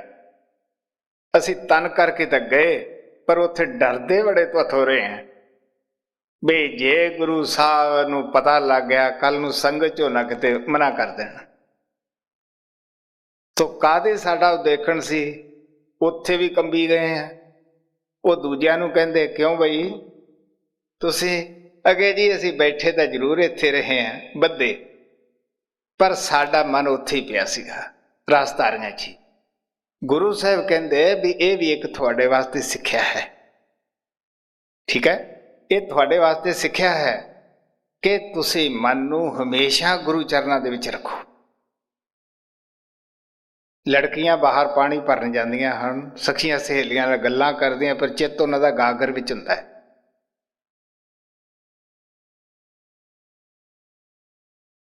ਇਸੇ ਤਰ੍ਹਾਂ ਅਸੀਂ ਦਿਲ ਉੱਥੇ ਰੱਖਣਾ ਹੁੰਦਾ ਹੈ। ਤੋ ਕਹਿਣ ਦਾ ਭਾਵ ਕਿ ਉਹ ਜਿਹੜੀ ਹਦਾਇਤ ਸੰਤ ਦੱਸਦੇ ਆ, ਅਸੀਂ ਉਸ ਤੇ ਪਹਿਰਾ ਨਹੀਂ ਦਿੰਦੇਗੇ, ਉਹ ਲਕੀਰ ਟੱਪ ਜਾਂਦੇ ਹਾਂ ਸੀਤਾ ਮਾਤਾ ਦੀ ਤਰ੍ਹਾਂ। ਤੋ ਹੁਣ ਉਹ ਜਗਿਆਸੂ ਦੱਸਦਾ ਹੈ ਕਿ ਜੀ ਮੈਂ ਬੜੇ ਕਰਮ ਕੀਤੇ ਹੈ, ਮੈਂ ਤੁਹਾਡੇ ਕੋਲੇ ਆਇਆ, ਤੁਸੀਂ ਵੀ ਕੋਈ ਸਾਧਨ ਦੱਸੋ। ਗੁਰੂ ਸਾਹਿਬ ਕਹਿੰਦੇ ਹੈ ਵੀ ਸਾਨੂੰ ਨਾ ਸਾਧੂ ਮਿਲੇ ਫਿਰਦੇ ਫਿਰਦਿਆਂ ਨੂੰ ਪ੍ਰਮਾਤਮਾ ਨੇ ਮਿਹਰ ਕੀਤੀ। ਮੈਂ ਦੱਸ ਰਿਹਾ ਸੀਗਾ ਕਿ ਆਪੋ ਆਪਣੀ ਨਜ਼ਰ ਹੈ। ਉਹਨਾਂ ਦੇ 3 ਲੜਕੇ ਸਨ, ਇੱਕ ਮਹਾਦੇਵਤਾ, ਇੱਕ ਅਵਧੂਤ ਦੀ ਤਰ੍ਹਾਂ ਹੀ ਸੀ। ਤੋ ਜਿਹੜਾ ਪਿਰਥੀਆ ਸੀਗਾ ਉਹ ਆਪਣੇ ਬਲ ਦੇ ਵਿੱਚ ਮਸਤ ਸੀਗਾ ਕਿ ਮੈਥੋਂ ਬਗੈਰ ਗੁਰੂ ਦਾ ਜਿਹੜਾ ਕਾਰੋਬਾਰ ਹੈ, ਸਾਧ ਸੰਗਤ ਦਾ ਜਾਂ ਲੰਗਰ ਦਾ ਕਿਵੇਂ ਚੱਲੇਗਾ, ਕਿਉਂਕਿ ਸਾਨੂੰ ਹੰਕਾਰ ਡੇਗ ਲੈਂਦਾ ਹੈ। ਉਹਨਾਂ ਦੇ ਪਰਿਵਾਰ ਵਿੱਚ ਸ਼ਾਦੀ ਸੀ। ਤੋ ਜਦ ਪਿਰਥੀਆ ਵੱਡਾ ਸੀ, ਉਸ ਨੂੰ ਕਹਿਣ ਲੱਗੇ ਵੀ ਤੂੰ ਸ਼ਾਦੀ ਤੇ ਜਾਇਆ। ਉਹ ਕਹਿੰਦਾ ਜੀ ਮੇਰੇ ਪਿੱਛੋਂ ਇੰਤਜ਼ਾਮ ਸੰਗਤ ਦਾ ਕੌਣ ਕਰੇਗਾ, ਕਿੰਨੇ ਆਉਂਦੇ ਹੈ ਪ੍ਰੇਮੀ ਲੋਕ, ਕੌਣ ਉਹਨਾਂ ਦਾ ਸੌਣ ਦਾ ਇੰਤਜ਼ਾਮ ਕਰੇਗਾ, ਕੌਣ ਲੰਗਰ ਦਾ ਕਰੇਗਾ। ਮਹਾਦੇਵ ਨੂੰ ਕਿਹਾ, ਉਹ ਬੋਲਿਆ ਹੀ ਨਹੀਂ, ਕਿਉਂਕਿ ਉਹ ਮਸਤ ਬਿਰਤੀ ਦਾ ਸੀਗਾ। ਅਰਜਨ ਦੇਵ ਦੀ ਤਰਫ ਇਸ਼ਾਰਾ ਕੀਤਾ, ਹਾਲਾਂਕਿ ਉਹ ਛੋਟਾ ਸੀਗਾ। ਉਹਨਾਂ ਨੇ ਕੋਈ ਚੂੰ ਚਰਾਂ ਨਹੀਂ ਕੀਤੀ, ਨਾਲ ਇਹ ਵੀ ਲਾਤਾ ਕਿ ਵੀ ਜਦ ਤੱਕ ਅਸੀਂ ਨਾ ਸਦਗੇ ਤੈਂ ਨਹੀਂ ਆਉਣਾ। ਲਾਹੌਰ ਅੰਮ੍ਰਿਤਸਰ ਦਾ ਕੋਈ 30 ਮੀਲ ਦਾ ਫਾਸਲਾ ਹੈ, ਕੋਈ ਦੂਰ ਵੀ ਨਹੀਂ। ਸ਼ਾਮ ਨੂੰ ਆ ਕੇ ਮੁੜ ਵੀ ਜਾਂਦਾ ਹੁੰਦਾ ਸੀਗਾ, ਪਰ ਗੁਰੂ ਦਾ ਹੁਕਮ ਮੰਨਿਆ ਉਹਨੇ। ਆਪ ਦੀ ਲੇਖਣੀ ਦੁਆਰਾ, ਸ਼ਬਦ ਦੁਆਰਾ ਗੁਰੂ ਤਾਈਂ ਆਪਣਾ ਸੰਦੇਸ਼ ਭੇਜਿਆ ਕਿ ਇੱਕ ਘੜੀ ਨਾ ਮਿਲ ਵੀ ਮੇਰਾ ਮਨ ਲੋਚੇ ਗੁਰੂ ਦਰਸ਼ਨ ਤਾਈਂ, ਬਿਲਪ ਕਰੇ ਚਾਤਰ ਕੀ ਨਿਆਈ। ਮੇਰਾ ਮਨ ਬੜਾ ਲੋਚਦਾ ਹੈ, ਜਿਵੇਂ ਪੀਓ ਪਾਣੀ ਚਾਤਰ ਕਰਦਾ ਹੈ, ਉਹ ਹਾਲਤ ਮੇਰੀ। ਬਿਲਪ ਕਰੇ ਚਾਤਰ ਕੀ ਨਿਆਈ, ਤ੍ਰਿਖਾ ਤਾਂ ਨਾ ਉਤਰਾ ਸ਼ਾਂਤ ਨਾ ਆਵੈ। ਮੇਰੀ ਜਿਹੜੀ ਸ਼ਾਂਤੀ ਨਹੀਂ, ਮਨ ਨੂੰ ਤੜਫ ਲੱਗੀ ਹੋਈ ਹੈ, ਪਿਆਸ ਬੁਝਦੀ ਨਹੀਂ। ਮੈਂ ਦੁਨੀਆ ਦਾ ਪਾਣੀ ਨਹੀਂ ਮੰਗਦਾ, ਮੈਂ ਦਰਸ਼ਨਾਂ ਦਾ ਪਾਣੀ ਮੰਗਦਾ ਹੈ। ਬਿਨ ਦਰਸ਼ਨ ਸੰਤ ਪਿਆਰੇ ਜੀਓ, ਇੱਕ ਘੜੀ ਨਾ ਮਿਲਤੇ ਤੇ ਕਲਯੁਗ ਹੋਤਾ। ਇੱਕ ਘੜੀ, ਅਸੀਂ ਆਪਣੇ ਵਿਛੋੜਾਂ ਨੂੰ ਸਾਲਾਂ ਨਾਲ ਗਿਣਦੇ ਹਾਂ। ਤੋ ਕਲਯੁਗ ਹੋਤਾ, ਕਲਯੁਗ ਦੀ ਉਮਰ ਜੋਤਸੀ ਲੋਕਾਂ ਨੇ 4,32,000 ਦੀ ਦਰਜ ਕੀਤੀ ਹੈ। ਤੇ ਗੁਰੂ ਅਰਜਨ ਦੇਵ ਜੀ ਕਹਿਣ ਲੱਗੇ ਮੇਰੇ ਭਾ ਦਾ ਐਡਾ ਲੰਮਾ ਵਿਛੋੜਾ ਹੈ, ਜਿਵੇਂ ਸਾਰਾ ਯੁੱਗ ਹੀ ਬੀਤ ਗਿਆ ਹੈ 4,32,000। ਇੱਕ ਘੜੀ ਨਾ ਮਿਲਤੇ ਤੇ ਕਲਯੁਗ ਹੋਤਾ। ਹੁਣ ਕਦ ਮਿਲੀਐ ਪ੍ਰਤੁਤ ਭਗਵੰਤਾ, ਮੋਏ ਰਹਿਣ ਨਾ ਬਿਹਾਵਾ, ਨੀਂਦ ਨਾ ਆਵੈ। ਬਿਨ ਦਰਸ਼ਨ ਸੰਤ ਪਿਆਰੇ ਜੀਓ। ਮਾਮੂਲੀ ਗੱਲ ਹੈ ਪਿਆਰਿਓ, ਕਿਸੇ ਮਰਦ ਦਾ ਔਰਤ ਨਾਲ ਪਿਆਰ ਹੁੰਦਾ ਹੈ, ਮੰਗਣੀ ਤਾਜ਼ੀ ਹੋ ਜਾਂਦੀ ਹੈ, ਉਹਨਾਂ ਨੂੰ ਨੀਂਦ ਨਹੀਂ ਆਉਂਦੀ ਗੀ। ਇੱਥੇ ਇੱਕ ਅੰਗਰੇਜ਼ ਲੜਕਾ ਆਇਆ, ਬੜਾ ਪੈਸਾ ਖਰਚ ਕਰਕੇ ਆਇਆ, ਉਹਦੀ ਤਾਜ਼ੀ ਮੰਗਣੀ ਹੋਈ ਸੀ। ਜਦ ਮੈਨੂੰ ਮਿਲਿਆ, ਮੈਨੂੰ ਕਹਿੰਦਾ ਜੀ ਮੈਂ ਤੁਹਾਨੂੰ ਕੀ ਦੱਸਾਂ, ਮੈਂ ਬੜਾ ਪਰੇਸ਼ਾਨ ਹੈ। ਮੈਂ ਸੁਣਿਆ ਵੀ ਜਿਨ੍ਹਾਂ ਦਾ ਇੰਨਾ ਪਿਆਰ ਹੋਵੇ ਮੰਗਣੀ ਵੇਲੇ ਇੱਕ ਅੱਧਾ ਮਰ ਜਾਂਦਾ ਹੈ। ਤੋ ਮੈਂ ਪੱਪੂ ਦੀ ਤਰਫ ਇਸ਼ਾਰਾ ਕਰ ਦਿੰਦਾ, ਜਿਹੜਾ ਕੋਈ ਐਸਾ ਸਵਾਲ ਹੋਵੇ। ਮੈਂ ਕਿਹਾ ਵੀ ਇਹ ਤਜਰਬਾ ਸਾਡੇ ਪੱਪੂ ਨੂੰ ਹੈ, ਤੁਸੀਂ ਪੁੱਛ ਲਓ। ਕਿਉਂਕਿ ਜਿਹਦੀ ਕੋਈ ਮੰਗਣੀ ਹੋਈ ਹੁੰਦੀ ਹੈ, ਤੁਹਾਨੂੰ ਪਤਾ ਤਜਰਬਾ ਉਸੇ ਨੂੰ ਹੁੰਦਾ, ਦੂਜੇ ਨੂੰ ਕਾਹਦਾ ਹੈ ਵੀ ਉਸ ਦਿਨ ਦਾ ਕੈਸਾ ਪਿਆਰ ਹੁੰਦਾ, ਕੈਸੀ ਤੜਫ ਹੁੰਦੀ ਹੈ। ਕਿਉਂਕਿ ਵਿਛੋੜੇ ਦੀ ਕਦਰ ਉਹੀ ਜਾਣਦਾ ਜਿਹੜਾ ਵਿਛੜਿਆ ਹੋਵੇ। ਸੋ ਇਸ ਵਾਸਤੇ ਪਿਆਰੇ ਹੋ, ਕਿਉਂਕਿ ਜੇ ਮੈਂ ਹੁਣ ਕੋਈ ਦੱਸਾਂ ਤੇ ਮੇਰੇ ਤੇ ਅਗਲਾ ਇਹ ਵੀ ਸਵਾਲ ਕਰ ਸਕਦਾ, ਤੈਂ ਮੰਗਣੀ ਨਹੀਂ ਕਰਾਈ, ਤੈਨੂੰ ਕੀ ਪਤਾ ਹੈ।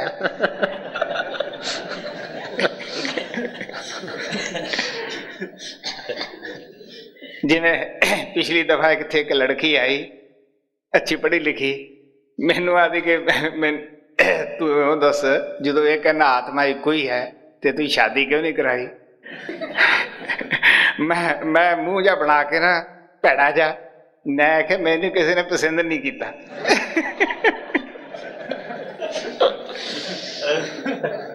ਮੈਨੂੰ ਆਦੀ ਗਲਤ ਬੋਲਦਾ।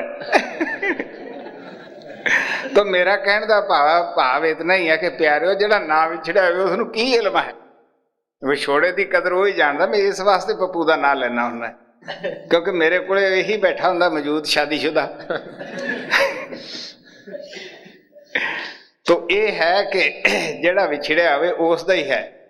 तो इस वास्ते वो जग्यासू दसदा है। तो गुरु अर्जन देव ने आपकी पीड़ दसी कि ना रात नूं नींद है, ना दिन नूं चैन है, इन्नी दर्शनां दी तड़फ है। बिन देखे गुरुद्वारे जीओ, अगे सत्संग दे विच तू बैठदा सैं, मैं दर्शन करदा सी, मेरी भुख लै जांदी सी, हुण कदों मैं तैनूं मिलूंगा, कदों तू मैनूं सद्देगा। सो उन्हां ने पिता पाप करके नहीं देखिया सीगा। उन्हां ने यही कहा, हर जीओ नाम पढ़िओ रामदास, कि वह परमात्मा रामदास के चोले विच आ गया है। क्योंकि आपो अपनी नज़र है, आपो अपना प्यार है, आपो अपनी तड़फ है। तो पहला तो पृथ्वी चंद जड़ा सीगा वो हंकार च रहा। तो जिस किसी का यह पूर्व का लहना हुंदा है, भाई गुरदास ने कहा दिता पूर्व लहना, जिहड़ा पूर्व का दिता है उही मिलना है। प्यारिओ, जिहड़ा पूर्व का साडा दिता हुंदा वो मिलना हुंदा है। वो गुरु अमानत नहीं रखता किसी दी। गुरु नानक ने कहा है, पराई अमानत क्यों रखिए, दिती हूं सुख होए।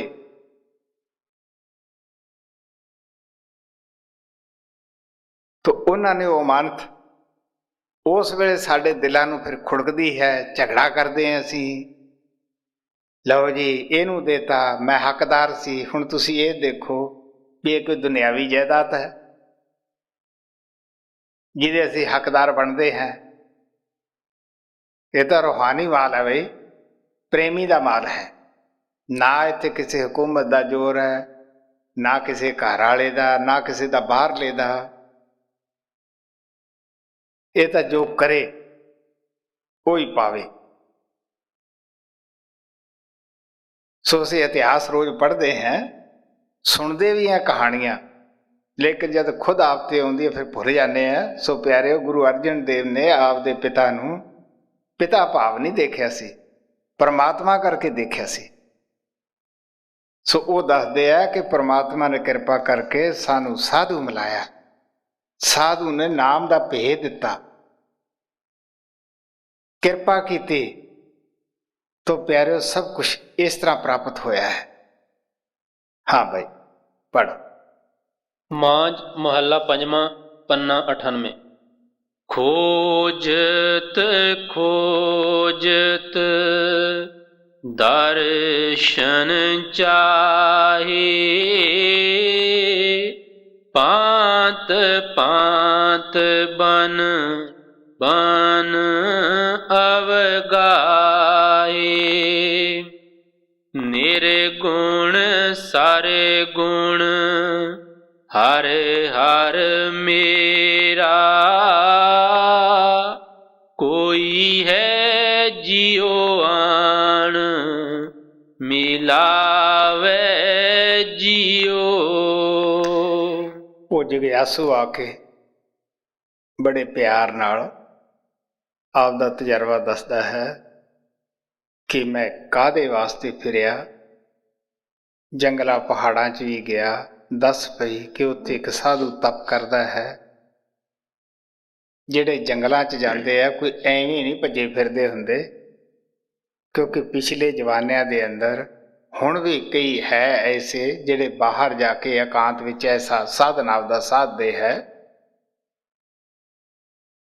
तो मैं उन्हां दी दस दे विच गया, उन्हां पास गया। काहदे वास्ते?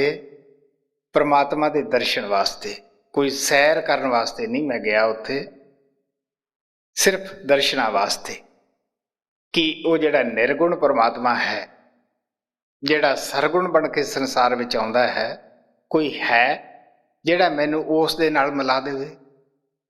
क्योंकि जद वो निर्गुण परमात्मा सानू तारना चाहुंदा है, वो सरगुण रूप की देह धार के आउंदा है, साडे विचकार वो आके रहिंदा है। फर्क इतना हुंदा है कि वो इंसानी जामे च रहिंदा होया कुछ होर भी हुंदा है। ਉਹ ਅੰਦਰੋਂ ਉਸੇ ਪ੍ਰਭੂ ਨਾਲ ਜੁੜਿਆ ਹੁੰਦਾ ਹੈ। ਨਾ ਤਾਂ ਆਪਣੇ ਗੁਣਾਂ ਦਾ ਕੋਈ ਮੁਜ਼ਾਹਰਾ ਕਰੇ, ਕੋਈ ਆਪਦੇ ਫਨ ਦਾ ਕੋਈ ਲੋਕਾਂ ਅੱਗੇ ਮੌਜੇ ਕਰੇ। ਉਹਨੇ ਇੱਕ ਬੜੀ ਛੋਟੀ ਜਿਹੀ ਗਰੀਬੀ ਧਾਰਨ ਕੀਤੀ ਹੁੰਦੀ ਹੈ, ਛੋਟਾ ਜਿਹਾ ਬਣ ਕੇ ਸੰਸਾਰ ਵਿੱਚ ਰਹਿੰਦਾ ਹੈ। ਤਾਂ ਉਹਦੇ ਦਰਸ਼ਨਾਂ ਵਾਸਤੇ ਕੋਈ ਹੈ ਐਸਾ ਜਿਹੜਾ ਮੈਨੂੰ ਉਸ ਨੂੰ ਮਿਲਾ ਦੇਵੇ? ਹਾਂ ਭਾਈ, ਨਿਰਗੁਣ ਸਾਰੇ ਗੁਣ ਹਰ ਹਰ ਮੇਰਾ, ਕੋਈ ਹੈ ਜਿਉ ਆਣ ਮਿਲਾਵੇ ਜਿਉ। ਖਟ ਸ਼ਾਸਤ ਵਿਚਰਤ ਮੁਖ ਗਿਆਨਾ, ਪੂਜਾ ਤਿਲਕ ਤੀਰਥ ਇਸ਼ਨਾਨ। ਨਿਉਲੀ ਕਰਮ ਆਸਨ 84, ਇਨ ਮੈਂ ਸ਼ਾਂਤ ਨ ਆਵੇ ਜਿਉ। ਫਿਰ ਮੈਂ ਜਾ ਕੇ ਖਟ ਸ਼ਾਸਤਰ 27 ਸਿਮਰਤੀਆਂ ਦਾ ਜੋ ਪਾਠ ਜਾਣਦੇ ਸੀ, ਪੜ੍ਹੇ ਸੀ, ਉਹਨਾਂ ਪਾਸ ਜਾ ਕੇ ਇਹਨਾਂ ਨੂੰ ਸਿੱਖਿਆ। ਜਿਹੜੇ ਨਿਉਲੀ ਕਰਮ ਕਰਦੇ ਸੀ, ਆਸਣ 84 ਲਾਉਂਦੇ ਸੀ, ਮੈਂ ਉਹਨਾਂ ਵਾਸ ਵੀ ਪਿਆਰ ਨਾਲ ਗਿਆ, ਸਿੱਖਿਆ, ਉਹ ਸਾਧਨ ਵੀ ਕੀਤੇ। ਪਰ ਨਾ ਇਹਨਾਂ ਦੇ ਵਿੱਚ ਉਹ ਕਰਨ ਵਾਲਿਆਂ ਨੂੰ ਜਿਨ੍ਹਾਂ ਤੋਂ ਮੈਂ ਸਿੱਖਿਆ ਸੀ ਸ਼ਾਂਤੀ ਸੀ, ਨਾ ਮੈਨੂੰ ਹੀ ਆਈ। ਜਿਸ ਤਰ੍ਹਾਂ ਮੈਂ ਦੱਸਦਾ ਹੁੰਦਾ ਹੈ ਕਿ ਇਹ ਸਾਨੂੰ ਜਿਹੜੇ 84 ਆਸਣ ਹੈ, ਇਹਦੇ ਵਿੱਚੋਂ ਬਹੁਤ ਸਾਰੇ ਨੇਤੀ ਧੋਤੀ ਵਗੈਰਾ ਸਾਨੂੰ ਆਰਮੀ 'ਚ ਵੀ ਸਿਖਾਉਂਦੇ ਹੁੰਦੇ ਹੈ, ਜੋ PT ਇੰਸਟਰਕਟਰ ਹੁੰਦੇ ਹੈ। ਮੈਂ ਖੁਦ ਇਹ ਸਾਨੂੰ ਇੱਕ ਨਕਵੀ ਦੀ ਡੋਰਾ ਪਾਉਣਾ, ਇੱਕਵੀ ਦੀ ਕੱਢ ਕੇ ਮਗਜ ਦੀ ਮੈਲ ਹੈ ਜਿਹੜੀ ਸਾਫ਼ ਕਰਨੀ। ਜਿਹੜਾ ਅਸੀਂ ਯੋਗ ਕਰਦੇ ਹਾਂ, ਜਦੋਂ ਅਸੀਂ ਸਾਡੇ ਉੱਤੇ ਹਕੂਮਤ ਨਹੀਂ ਹੁੰਦੀ, ਉਸ ਵੇਲੇ ਅਸੀਂ ਇਸ ਨੂੰ ਮੋਮ ਲਾ ਕੇ ਨਰਮ ਕਰ ਲੈਂਦੇ ਹਾਂ ਡੋਰੇ ਨੂੰ। ਲੇਕਿਨ ਸਾਡਾ ਜੋ ਉਸਤਾਦ ਸੀਗਾ ਇੰਸਟਰਕਟਰ ਲਾਲੇ ਖਾਂ ਮੁਸਲਮਾਨ, ਉਹ ਸਾਨੂੰ ਮੋਮ ਵਗੈਰਾ ਨਹੀਂ ਇਸ ਡੋਰੇ ਨੂੰ ਲਾਉਣ ਦਿੰਦਾ ਸੀਗਾ। ਉਹ ਕਹਿੰਦਾ ਇਸੇ ਤਰ੍ਹਾਂ ਹੀ ਚੜਾਓ। ਪਹਿਲਾਂ ਬੜਾ ਮੁਸ਼ਕਿਲ ਸੀਗਾ, ਸਾਧਨ ਡਰ ਲੱਗਦਾ ਸੀਗਾ ਵੀ ਅੰਦਰੋਂ ਖੂਨ ਆਏਗਾ। ਤਾਂ ਫਿਰ ਇਹ ਆਮ ਹੀ ਹੋ ਜਾਂਦਾ ਹੈ, ਕਿਉਂਕਿ ਜਿਹੜਾ ਕੰਮ ਆਪਾਂ ਇੱਕ ਦਿਨ ਕਰੀਏ ਅਗਲੇ ਦਿਨ ਕੰਮ ਹੋ ਜਾਂਦਾ, ਡਰ ਵੀ ਚੁੱਕ ਜਾਂਦਾ ਹੈ। ਰੋਜ਼ ਕਰਨ ਨਾਲ ਕਿਸੇ ਕੰਮ ਨੂੰ ਮੁਹਾਰਤ ਹੋ ਜਾਂਦੀ ਹੈ। ਹੋਰ ਬਹੁਤ ਸਾਰੇ ਆਸਣ ਸਾਨੂੰ ਉੱਥੇ ਸਿਖਾਉਂਦੇ ਸੀਗੇ। ਇਹਨਾਂ ਦੇ ਨਾਲ ਕੋਈ ਸ਼ਾਂਤੀ ਨਾਲ ਇਹਨਾਂ ਦਾ ਕੋਈ ਤਲਕ ਨਹੀਂ ਹੁੰਦਾ, ਸਿਰਫ ਤੰਦਰੁਸਤੀ ਹੁੰਦੀ ਹੈ। ਹੁਣ ਵੀ ਕਈ ਸਾਧਨ ਹੈ ਜੋ ਤੁਸੀਂ ਡਾਕਟਰਾਂ ਦੇ ਪਾਸ ਜਾਂਦੇ ਹੋ, ਉਹ ਤੁਹਾਨੂੰ ਕਈ ਐਕਸਰਸਾਈਜ਼ਾਂ ਦੱਸਦੇ ਹੈ। ਸਾਧਨ ਕਹਿ ਲਓ, ਐਕਸਰਸਾਈਜ਼ ਕਹਿ ਲਓ, ਕੁਛ ਹੀ ਕਹਿ ਲਓ। ਉਹ ਹੁਣ ਪਹਿਲਾਂ ਤੋਂ ਸਿੱਖਿਆ ਨਹੀਂ ਹੁੰਦੀ, ਕਿਸੇ ਹਕੂਮਤ ਦਾ ਡਰ ਨਹੀਂ ਹੁੰਦਾ ਗਾ। ਅਸੀਂ ਕਹਿੰਦੇ ਜੀ ਮੈਥੋਂ ਤੇ ਹੁੰਦੇ ਨਹੀਂ ਗੇ। ਹੁਣ ਡਾਕਟਰ ਕਹਿੰਦਾ ਵੀ ਹੁਣ ਤੇਰੇ ਤਾਂ ਮੈਂ ਕਰਾਂ ਤਾਂ ਤੈਨੂੰ ਕੀ ਫਾਇਦਾ ਹੋਏਗਾ, ਕਿਉਂਕਿ ਸਾਨੂੰ ਸਰੀਰ ਹਿਲਾਉਣਾ ਫਿਰ ਮੁਸ਼ਕਿਲ ਹੋ ਜਾਂਦਾ ਹੈ।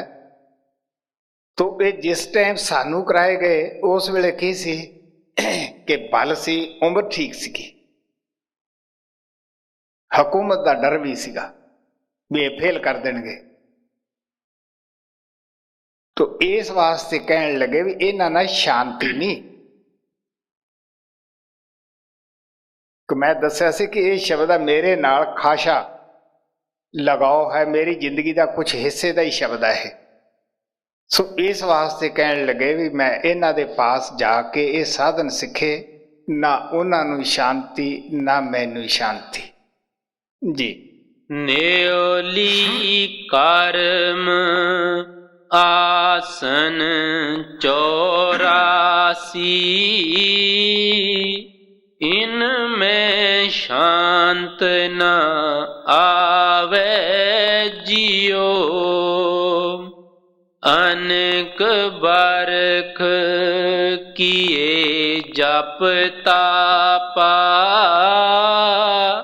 गवन किया तरती परमाता। एक खिन हृदय शांत न आवे, जोगी बौड़ बौड़ उठतावे जियो। ने बहुत सारा हिस्सा मैं जप विच भी लाया, तप विच भी लाया। जिस तरह ये जगयासू कहता है, मैं भी अपने जप के मुतलक दसदा हुन्ना कि मेरा 8 घंटे का जप सीगा। जद मैं धूनियां तपाइयां है उदों 6-7 घंटे का मेरा जप सीगा। उदों हे राम हे गोबिंद का मैं जाप करता सीगा। पहला जिहड़ा 8 घंटे का सीगा, जिहड़ा सुबह 1 बजे उठना, इशनान करके उदों ही बैठ जाना, वो सी श्री सुखमनी साहब, श्री आशा दी वार, जिन्नियां साडियां 5 बाणियां हन। तो मेरा कोई 5 का नहीं सीगा। मैं बसंत दी वार भी पढ़नी, चौपई भी पढ़नी, जप साहब मेरे जवानी याद सीगा। मैं 50 प्यारिਆਂ ਦੇ अंदर आर्मी विच अमृत भी छकाउंदा रहा, क्योंकि जिहदे 5 बाणियां पढ़दा होवे ਉਹੀ ਉਹ अमृत तैयार कर सकता है।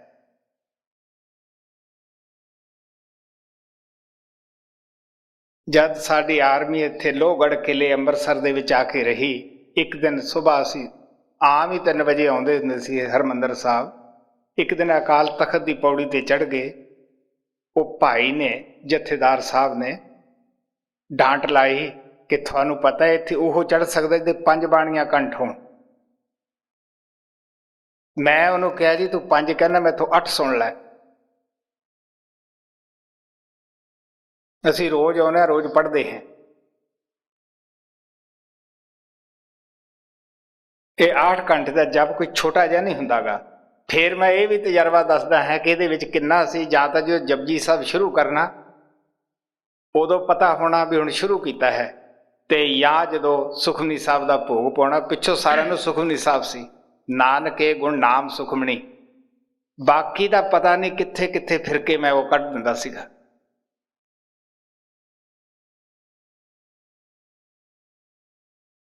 जदों इन्ना कुछ करके धूणियां तपा के बाबा बिशन दास कोले गया, मैनू कहंदे भी बच्चू अग तो अंदर बड़ी लगी हुई है,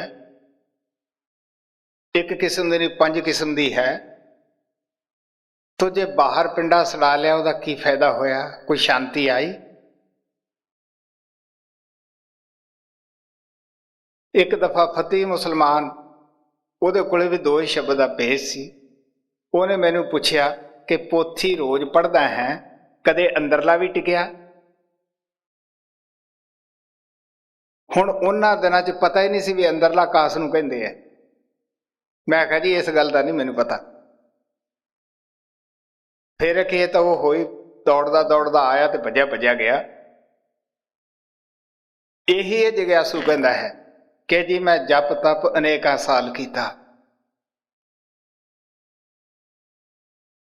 तो जोगी नूं भी शांति नहीं आई। घर बार छड्ड के जंगलों च फिरिया, योगाभ्यास किया, तो किसी विच ना उन्हां नूं शांति आई ना मैनू आई जी। एक खिन हृदय शांत न आवे, जोगी बौड़ बौड़ उठ तावे जियो। कार कृपा मोहे साध मिलिया, मन तन शीतल तीरज पाया। कहन लगे ओ परमात्मा ने दरगाह विच फैसला किया कि सच्चे मन नाल ये साधन करदा है। ਮਹਾਰਾਜ ਸਾਵਣ ਸਿੰਘ ਕਹਿੰਦੇ ਹੁੰਦੇ ਸੀਗੇ, ਜੇ ਅਸੀਂ ਸ਼ੌਕ ਨਾਲ ਸੱਚੇ ਦਿਲੋਂ ਇਹ ਸਾਧਨ ਕਰੀਏ, ਇਹ ਸਾਡੇ ਪਰਮਾਰਥ 'ਚ ਹੀ ਗਿਣੇ ਜਾਂਦੇ ਆ। ਜੇ ਦਿਖਾਵੇ ਦੇ ਹੈ ਤਾਂ ਪਿਆਰਿਓ ਉਹਨਾਂ ਦਾ ਕੌਡੀ ਮੁੱਲ ਨਹੀਂਗਾ। ਉਹ ਪ੍ਰਮਾਤਮਾ ਨੇ ਉਹ ਕੋਈ ਭੁੱਲਿਆ ਨਹੀਂ, ਉਹ ਅੰਦਰ ਬੈਠਾ ਹੈ। ਰਾਮ ਚਰੋਖੇ ਬੈਠ ਕੇ ਸਭ ਕਾ ਚਾਰਾ ਲੈ, ਜਾਂ ਕੀ ਜੈਸੀ ਚਾਕਰੀ ਤਾਂ ਕੋ ਤੈਸਾ ਦੇ। ਜੈਸੀ ਜੈਸੀ ਅਸੀਂ ਚਾਕਰੀ ਕਰਦੇ ਹਾਂ, ਮਹਾਰਾਜ ਸਾਵਣ ਕਹਿੰਦੇ ਹੁੰਦੇ, ਉਹ ਬੰਦਾ ਬੰਦੇ ਦੀ ਮਜ਼ਦੂਰੀ ਨਹੀਂ ਰੱਖਦਾਗਾ। ਕੀ ਉਹ ਪਰਮਾਤਮਾ ਰੱਖੇਗਾ? ਕਿ ਪਰਮਾਤਮਾ ਬੇਇਨਸਾਫ ਹੈ? ਨਹੀਂ। ਬੁੱਲੇ ਨੇ ਵੀ ਕਿਹਾ, ਉਹ ਪ੍ਰਭ ਸਾਡਾ ਸਖੀ ਹੈ, ਅਸੀਂ ਸੇਵਾ ਕਨੀਓ ਸੂਮ। ਉਹ ਸਖੀ ਹੈ ਦੇਣੇ ਵਾਲਾ, ਪਰ ਅਸੀਂ ਆਪ ਦਾ ਸਾਧਨ ਕਰਨ ਕਨੀਓ ਕੰਜੂਸ ਹੋਏ ਬੈਠੇ हैं। ਤੇ ਇਸ ਵਾਸਤੇ ਜਦੋਂ ਦੇਖਦਾ ਹੈ ਸੱਚੇ ਦਿਲੋਂ ਮੇਰੀ ਖਾਤਰ ਹੀ ਸਾਰਾ ਕੁਝ ਕਰਦਾ ਫਿਰਦਾ ਵਿਚਾਰਾ, ਉਹ ਜ਼ਰੂਰ ਕਿਰਪਾ ਕਰਦਾ ਹੈ।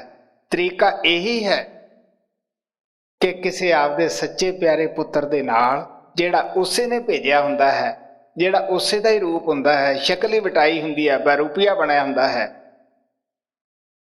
ਉਹਨੂੰ ਭੇਜ ਦਿੰਦਾ ਹੈ। ਤੋ ਕਹਿੰਦੇ ਕਰ ਕਿਰਪਾ। ਉਹ ਪ੍ਰਮਾਤਮਾ ਨੇ ਕਿਰਪਾ ਕੀਤੀ, ਮੈਨੂੰ ਸਾਧੂ ਮਿਲਾਤਾ। ਉਹਦੇ ਦਰ ਤੇ ਆ ਕੇ ਮੈਨੂੰ ਧੀਰਜ ਮਿਲੀ, ਦਿਲ 'ਚ ਉਤਸ਼ਾਹ ਹੋਇਆ, ਸ਼ਾਂਤੀ ਆਈ। ਬਈ ਹੁਣ ਮੈਨੂੰ ਨਾ ਕੰਮ ਬਣੇਗਾ। ਤੁਹਾਨੂੰ ਪਤਾ ਹੈ ਜਦੋਂ ਅਸਮਾਨ 'ਚ ਬੱਦਲ ਹੋ ਜਾਂਦੇ ਹੈ ਤਾਂ ਤੁਸੀਂ ਸਾਡੇ ਜ਼ਿਮੀਂਦਾਰਾਂ ਤੋਂ ਪੁੱਛੋ ਬਈ ਉਹ ਕਿੰਨੇ ਖੁਸ਼ ਹੁੰਦੇ ਹੈ। ਉਹ ਦੇਖਦੇ ਹੈ ਬਈ ਹੁਣ ਬਾਰਿਸ਼ ਜ਼ਰੂਰ ਹੋਏਗੀ, ਫਸਲ ਸਾਡੀ ਚੰਗੀ ਹੋਏਗੀ।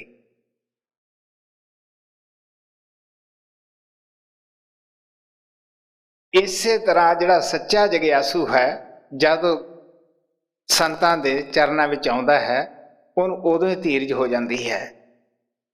ਉਹਨੂੰ ਪੱਕਾ ਵਿਸ਼ਵਾਸ ਪਹਿਲੀਆਂ ਹੀ 4 ਅੱਖਾਂ ਮਿਲਣ ਦੇ ਨਾਲ ਹੋ ਜਾਂਦਾ ਹੈ ਕਿ ਮੈਂ ਹੁਣ ਆਪਦੇ ਟਿਕਾਣੇ ਤੇ ਆ ਗਿਆ ਹਾਂ ਜੀ। ਕਰ ਕਿਰਪਾ ਮੋਏ ਸਾਧ ਮਿਲਿਆ, ਮਨ ਤਨ ਸ਼ੀਤਲ ਧੀਰਜ ਪਾਇਆ। ਪ੍ਰਭ ਅਬਿਨਾਸ਼ੀ ਬਸਿਆ ਘਟ ਭੀਤਰ, ਹਰ ਮੰਗਲ ਨਾਨਕ ਗਾਵੇ ਜਿਉ। ਸੰਤ ਮਿਲੇ, ਉਹਨਾਂ ਨੇ ਕਿਰਪਾ ਕੀਤੀ, ਅੰਦਰ ਦਾ ਸਾਧਨ ਦਿੱਤਾ।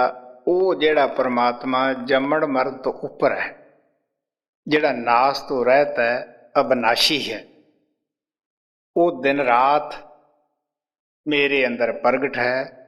ਮੈਂ ਉਹਦੇ ਮੰਗਲ ਗਾਉਣਾ ਹੈ, ਦਿਨ ਰਾਤ ਮੈਨੂੰ ਸ਼ਾਂਤੀ ਹੈ।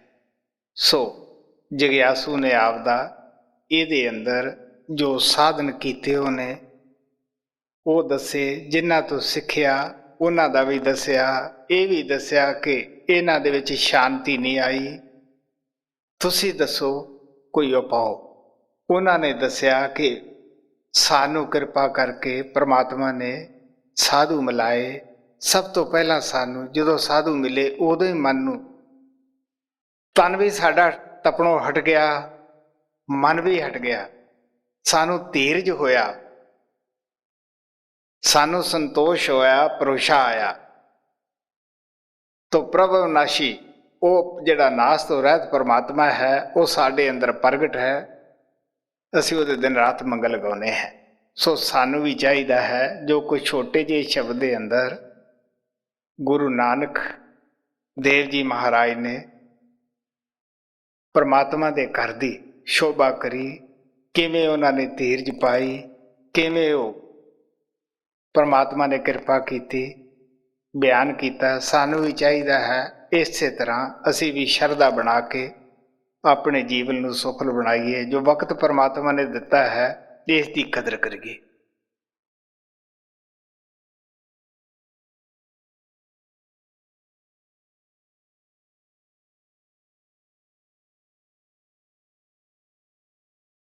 ਹਾਂ ਬਈ, ਅਗਰ ਖੁਸ਼ਕਿਸਮਤੀ ਨਾਲ ਸੰਤ ਸਤਿਗੁਰੂ ਮਿਲ ਜਾਂਦੇ ਹੈ ਤਾਂ ਸਾਨੂੰ ਸੱਚੇ ਦਿਲੋਂ ਉਹਨਾਂ ਦੇ ਨਾਲ ਪਿਆਰ ਮੁਹੱਬਤ ਕਰਨੀ ਚਾਹੀਦੀ ਹੈ। ਜੋ ਰਸਤਾ ਸੰਤ ਸਤਿਗੁਰੂ ਸਾਨੂੰ ਦੱਸਦੇ ਹੈ, ਇਮਾਨਦਾਰੀ ਨਾਲ ਸੱਚੇ ਦਿਲੋਂ ਮਨ ਨੂੰ ਜਾਂ ਦੁਨੀਆ ਦੀਆਂ ਖੁਆਇਸ਼ਾਂ ਨੂੰ ਇੱਕ ਪਾਸੇ ਰੱਖ ਕੇ ਸੱਚੇ ਦਿਲੋਂ ਉਸ ਨਾਮ ਦੀ, ਉਸ ਰਸਤੇ ਦੀ ਕਮਾਈ ਕਰਨੀ ਚਾਹੀਦੀ ਹੈ। ਸੰਤ ਸਤਿਗੁਰੂ ਸਾਡੀ ਸੁਰਤ ਨੂੰ ਅੰਦਰੋਂ ਹੀ ਸ਼ਬਦ ਨਾਮ ਦੇ ਨਾਲ ਜੋੜ ਦਿੰਦੇ ਹਨ। ਸਾਨੂੰ ਦੁਨੀਆ ਦਾ, ਦੁਨੀਆ ਦੇ ਸਮਾਨ ਦਾ, ਦੁਨੀਆ ਦੀ ਮਾਨ ਵਡਿਆਈ ਦਾ ਪਿਆਰ ਕੰਮ ਕਰਕੇ ਅੰਦਰ ਜਾਣਾ ਚਾਹੀਦਾ ਹੈ। ਅਗਰ ਅਸੀਂ ਦੁਨੀਆ ਦੀ ਮਾਨ ਵਡਿਆਈ ਨੂੰ ਅਲੱਗ ਰੱਖ ਕੇ ਦੁਨੀਆ ਦੇ ਸਮਾਨ ਦਾ ਮੋਹ ਛੱਡ ਕੇ ਅੰਦਰ ਜਾਵਾਂਗੇ, ਜਿਸ ਦੌਲਤ ਦੀ ਸਾਨੂੰ ਖੋਜ ਹੈ ਉਹ ਸਾਰੀ ਹੀ ਸਾਨੂੰ ਅੰਦਰ ਮਿਲ ਜਾਏਗੀ। ਪਹਿਲਾਂ ਸਾਨੂੰ ਜਾ ਕੇ ਜੋਤ ਦੇ ਦਰਸ਼ਨ ਹੁੰਦੇ ਹੈ ਔਰ ਉਸ ਦੇ ਵਿੱਚੋਂ ਸ਼ਬਦ ਨਾਮ ਦੀ, ਉਸ ਨਾਦ ਦੀ ਆਵਾਜ਼ ਆ ਰਹੀ ਹੈ। ਜਦ ਅਸੀਂ ਇਹ ਰੋਜ਼-ਰੋਜ਼ ਅਭਿਆਸ ਕਰਦੇ ਹਾਂ, ਸਾਡੇ ਅੰਦਰ ਮੁਹਾਰਤ ਹੋ ਜਾਂਦੀ ਹੈ। ਤੁਸੀਂ ਦੇਖ ਲਓ, ਕੋਈ ਵੀ ਅਭਿਆਸ ਤੁਸੀਂ ਕਰ ਲਓ, ਪਹਿਲਾਂ ਉਹ ਕਠਿਨਾਈ ਜ਼ਰੂਰ ਮਹਿਸੂਸ ਹੁੰਦੀ ਹੈ ਕਿਉਂਕਿ ਨਵਾਂ ਕੰਮ ਸ਼ੁਰੂ ਕੀਤਾ ਹੁੰਦਾ ਹੈ, ਲੇਕਿਨ ਆਖਰ ਰੋਜ਼-ਰੋਜ਼ ਕਰਨ ਨਾਲ ਉਸ ਦੇ ਵਿੱਚ ਸਾਨੂੰ ਸਫਲਤਾ ਮਿਲਦੀ ਹੈ ਕਿਉਂਕਿ ਮੁਹਾਰਤ ਹੋ ਜਾਂਦੀ ਹੈ। ਫਿਰ ਸਾਨੂੰ ਕੋਈ ਰੋਕ ਨਹੀਂ ਸਕਦਾਗਾ। ਪਹਿਲਾਂ ਸਾਡੇ ਪੈਰ ਸੁੰਨ ਹੁੰਦੇ ਹੈ, ਗਿੱਟੇ ਸੁੰਨ ਹੁੰਦੇ ਹੈ, ਇਸੇ ਤਰ੍ਹਾਂ ਕਲਾਈਆਂ ਸੁੰਨ ਹੁੰਦੀਆਂ ਹੈ, ਬਾਕੀ ਦਾ ਸਰੀਰ ਸੁੰਨ ਹੋ ਜਾਂਦਾ ਹੈ। ਔਰ ਜਦ ਅਸੀਂ ਅੱਖਾਂ ਦੇ ਪਿੱਛੇ ਆ ਜਾਂਦੇ ਹਾਂ, ਇਹਨਾਂ 6 ਚੱਕਰਾਂ ਨੂੰ ਤੈਅ ਕਰ ਲੈਂਦੇ ਹਾਂ, ਫਿਰ ਕੀ ਹੈ, ਸਾਡੇ ਅੰਦਰ ਨੂਰ ਔਰ ਪ੍ਰਕਾਸ਼ ਪੈਦਾ ਹੋ ਜਾਂਦਾ ਹੈ। ਗੁਰੂ ਨਾਲ ਅੰਦਰੋਂ ਮਿਲਾਪ ਹੋਣ ਕਰਕੇ ਸਾਡਾ ਦੁਨੀਆ ਦੇ ਸਮਾਨ ਵਿੱਚੋਂ ਪਿਆਰ ਆਪਣੇ ਆਪ ਹੀ ਨਿਕਲ ਜਾਂਦਾ ਹੈ। ਅਗਰ ਅਸੀਂ ਪਹਿਲਾਂ ਬਗੈਰ ਉੱਚੀ ਚੀਜ਼ ਦਿਖਾਇਆ, ਬੇਸ਼ੱਕ ਤੁਸੀਂ ਕਿਸੇ ਮੰਗਤੇ ਤੋਂ ਕੌਡੀਆਂ ਖੋਹੋ, ਉਹਦਾ ਥੋੜ੍ਹਾ ਜਿਹਾ ਸਮਾਨ ਹੁੰਦਾ, ਉਹ ਉਹ ਮਰਨ ਮਾਰਨ ਤੇ ਤਿਆਰ ਹੋ ਜਾਏਗਾ ਕਿਉਂਕਿ ਉਹ ਉਸ ਦੇ ਨਾਲ ਬੱਝਿਆ ਹੋਇਆ ਹੈ। ਅਗਰ ਉਹਦੇ ਹੱਥ ਵਿੱਚ ਡਾਲਰ ਜਾਂ ਪਾਉਂਡ ਫੜਾ ਦਿਓ ਜਾਂ 100 ਰੁਪਏ ਦਾ ਨੋਟ ਫੜਾ ਦਿਓ, ਉਹਨੂੰ ਕਹਿਣ ਦੀ ਜ਼ਰੂਰਤ ਨਹੀਂ ਕਿ ਇਹ ਜਿਹੜੀ ਗੁਥਲੀ ਹੈ ਤੇਰੀ ਮੰਗਣ ਵਾਲੀ, ਇਸ ਨੂੰ ਤੂੰ ਛੱਡ ਦੇ, ਆਪਣੇ ਆਪ ਹੀ ਉਧਰੋਂ ਝਾਕੇਗਾ ਨਹੀਂ। ਇਸੇ ਤਰ੍ਹਾਂ ਸੰਤ ਸਤਿਗੁਰੂ ਸਾਨੂੰ ਅਗਰ ਪਹਿਲੇ ਦਿਨ ਹੀ ਇਹ ਗੱਲ ਕਹਿਣ ਕਿ ਤੁਸੀਂ ਇਹਨਾਂ ਚੀਜ਼ਾਂ ਨੂੰ ਛੱਡ ਦਿਓ, ਅਸੀਂ ਘਬਰਾ ਜਾਵਾਂਗੇ, ਛੱਡ ਨਹੀਂ ਸਕਦੇ। ਸੰਤ ਸਤਿਗੁਰੂ ਸਾਡੇ ਅੱਗੇ ਉਹ ਆਦਰਸ਼ ਰੱਖਦੇ ਹੈ ਕਿ ਜਿਸ ਨੂੰ ਪਾ ਕੇ ਅਸੀਂ ਆਪਣੇ ਆਪ ਹੀ ਇਹ ਦੁਨੀਆ ਦੇ ਸਮਾਨ ਦੇ ਵਿੱਚੋਂ ਖਿਆਲ ਨੂੰ ਕੱਢ ਦਿੰਦੇ ਹਾਂ, ਕਿਉਂਕਿ ਸੰਤ ਸਤਿਗੁਰੂ ਸਾਡੇ ਅੱਗੇ ਨਾਮ ਦੀ ਮਹਿਮਾ ਬਿਆਨ ਕਰਦੇ ਹੈ, ਨਾਮ ਦੇ ਫਾਇਦੇ ਦੱਸਦੇ ਹੈ, ਉਸ ਨੂੰ ਪ੍ਰਾਪਤ ਕਰਨ ਦਾ ਸਾਧਨ ਔਰ ਤਰੀਕਾ ਦੱਸਦੇ ਹੈ। ਜਦ ਅਸੀਂ ਉਹ ਉੱਚੇ ਔਰ ਸੁੱਚੇ ਨਾਮ ਨੂੰ ਪ੍ਰਗਟ ਕਰ ਲੈਂਦੇ ਹਾਂ, ਫਿਰ ਕੋਈ ਵੀ ਦੁਨੀਆ ਦੇ ਪਦਾਰਥਾਂ ਤੱਕ ਦੇ ਵਿੱਚ ਖੁੱਭਦਾ ਨਹੀਂਗਾ। ਉਸ ਨੂੰ ਪਤਾ ਹੀ ਹੈ, ਸਾਡੇ ਹਿੰਦੁਸਤਾਨ ਦਾ ਸਾਨੂੰ ਪਤਾ ਹੈ ਰਿਵਾਜ ਹੈ ਕਿ ਲੜਕੀਆਂ ਸ਼ੁਰੂ ਤੋਂ ਹੀ ਗੁੱਡੀਆਂ ਪਟੋਲੇ ਰੱਖਦੀਆਂ ਹਨ, ਉਹਨਾਂ ਨਾਲ ਖੇਡਦੀਆਂ ਹਨ। ਕਿੰਨਾ ਕੁ ਚਿਰ ਖੇਡਦੀਆਂ ਹਨ ਕਿ ਜਿੰਨਾ ਚਿਰ ਉਹਨਾਂ ਦੀ ਸ਼ਾਦੀ ਨਾ ਹੋ ਜਾਵੇ। ਜਦ ਸ਼ਾਦੀ ਹੋ ਜਾਂਦੀ ਹੈ, ਗੁੱਡੀਆਂ ਪਟੋਲਿਆਂ ਨੂੰ ਕੋਈ ਸਾਂਭ ਕੇ ਨਹੀਂ ਰੱਖਦਾ ਕਿਉਂਕਿ ਉਸ ਦਾ ਦਿਲ, ਉਸ ਦਾ ਪਿਆਰ ਪਤੀ ਦੇ ਚਰਨਾਂ ਵਿੱਚ ਲੱਗ ਜਾਂਦਾ ਹੈ, ਇੱਕ ਹੋਰ ਘਰ ਦੇ ਵਿੱਚ ਉਸ ਦਾ ਪਿਆਰ ਪੈ ਜਾਂਦਾ ਹੈ। ਇਸੇ ਤਰ੍ਹਾਂ ਅਸੀਂ ਦੁਨੀਆ ਦੇ ਕਰਮ ਕਾਂਡ, ਦੁਨੀਆ ਦੇ ਰੀਤੀ ਰਿਵਾਜ ਦੇ ਅੰਦਰ ਅਸੀਂ ਉਹਨਾਂ ਚਿਰ ਹੀ ਫਸੇ ਹਾਂ, ਉਹਨਾਂ ਚਿਰ ਹੀ ਅਸੀਂ ਦੁਨੀਆ ਦੇ ਰੀਤੀ ਰਿਵਾਜ ਜਾਂ ਦੁਨੀਆ ਨੂੰ ਉੱਚੀ ਸਮਝਦੇ ਹਾਂ, ਜਿੰਨਾ ਚਿਰ ਸਾਡੀ ਸ਼ਾਦੀ ਉਸ ਪਰਮਾਤਮਾ ਦੇ ਨਾਲ ਨਹੀਂ ਹੁੰਦੀਗੀ। ਕੱਲ੍ਹ ਮੈਂ ਸਤਸੰਗ ਵਿੱਚ ਦੱਸਿਆ ਸੀਗਾ ਕਿ ਜਦ ਤੱਕ ਸਾਡੀ ਆਤਮਾ ਸ਼ਬਦ ਦੇ ਨਾਲ ਅਟੈਚ ਨਹੀਂ ਹੁੰਦੀ, ਸੰਤਾਂ ਤੋਂ ਜਾ ਕੇ ਨਾਮ ਪ੍ਰਾਪਤ ਨਹੀਂ ਕਰਦੀਗੀ, ਉਹਨਾਂ ਚਿਰ ਇਹ ਕੁਆਰੀ ਹੈ।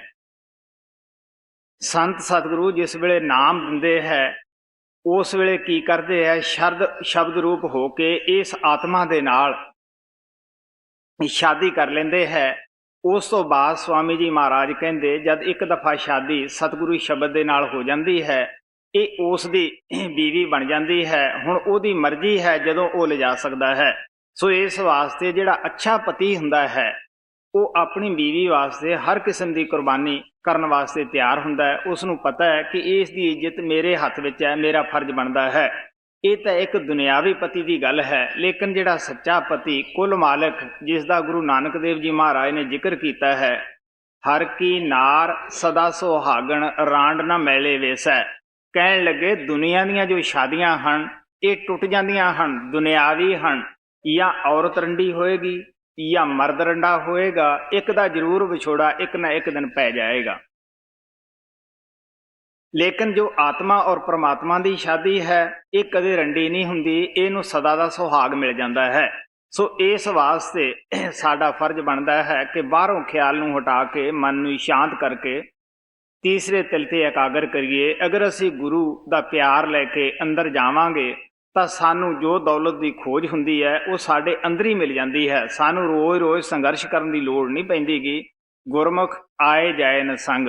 ਸੋ ਸਭ ਬਾਹਰੋਂ ਖਿਆਲ ਨੂੰ ਹਟਾ ਕੇ ਸਿਮਰਨ ਕਰੋ, ਆਪਣੇ ਖਿਆਲ ਨੂੰ ਬਾਹਰ ਨਾ ਭਟਕਣ ਦਿਓ। ਮੈਂ ਦੱਸਦਾ ਹੁੰਦਾ ਕਿ ਭਟਕਿਆ ਹੋਇਆ ਮਨ ਤਬਾਹੀ ਮਚਾ ਦਿੰਦਾ ਹੈ, ਸ਼ਾਂਤ ਮਨ ਪਰਮਾਤਮਾ ਨੂੰ ਪ੍ਰਾਪਤ ਕਰ ਲੈਂਦਾ ਹੈ। ਸੋ ਸ਼ਾਂਤ ਮਨ ਕਰਕੇ ਸਿਮਰਨ ਕਰੋ। ਜਦ ਆਵਾਜ਼ ਦਿੱਤੀ ਜਾਏ ਉਦੋਂ ਹੀ ਇੱਥੋਂ ਉੱਠਣਾ ਹੈ।